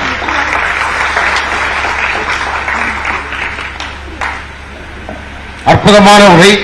ஒரு பேராசிரியராக, ஒரு தலைவனாக நமக்கு மத்தியில் ஒரு அற்புதமான உரையை நிகழ்த்திய அண்ணன் தொல் திருமா அவர்களுக்கு கரவொலி எழுப்பி நாம் அனைவரும் நெஞ்சார்ந்த நன்றியை சொல்வோம். இடதுசாரி அரசியலை நாம் தூக்கி பிடிப்போம் என்று ஆழமாக சொல்லியிருக்கின்றார். வலதுசாரி அரசியலை நாம் தகர்த்தெறிவோம் என்று அற்புதமாக பேசியிருக்கிறார். மனித உரிமை அரசியல் என்பது ஒரு இடதுசாரி அரசியல் என்று ஆணித்தரமாக சொல்லி நம் மத்தியிலே கருத்துரை வழங்கிய அண்ணன் அவர்களுக்கு மீண்டும் ஒருமுறை நெஞ்சார்ந்த நன்றியை சொல்லி நமக்கு நன்றி சொல்வதற்காக மனித உரிமை காப்பாளர் கூட்டமைப்பினுடைய ஆசிரியர்களை அன்போடு அழைக்கிறேன். வீர வணக்க உறுதியேற்பு பொது அரங்கத்திற்கு வருகை தந்துள்ள, இந்த நிகழ்வுக்கு உரையாற்ற வருகை தந்துள்ள உங்கள் அனைவருக்குமே நன்றி சொல்லி இந்த நிகழ்வை தோடு நிறைவு சொல்வோம். நன்றி, வணக்கம். எல்லாரும் டிசம்பர் 8 பிரகாலூரில் நடக்கக்கூடிய அந்த சிலை திறப்பு விழாவிற்கு வருமாறு அன்போடு அழைக்கின்றோம். நன்றி.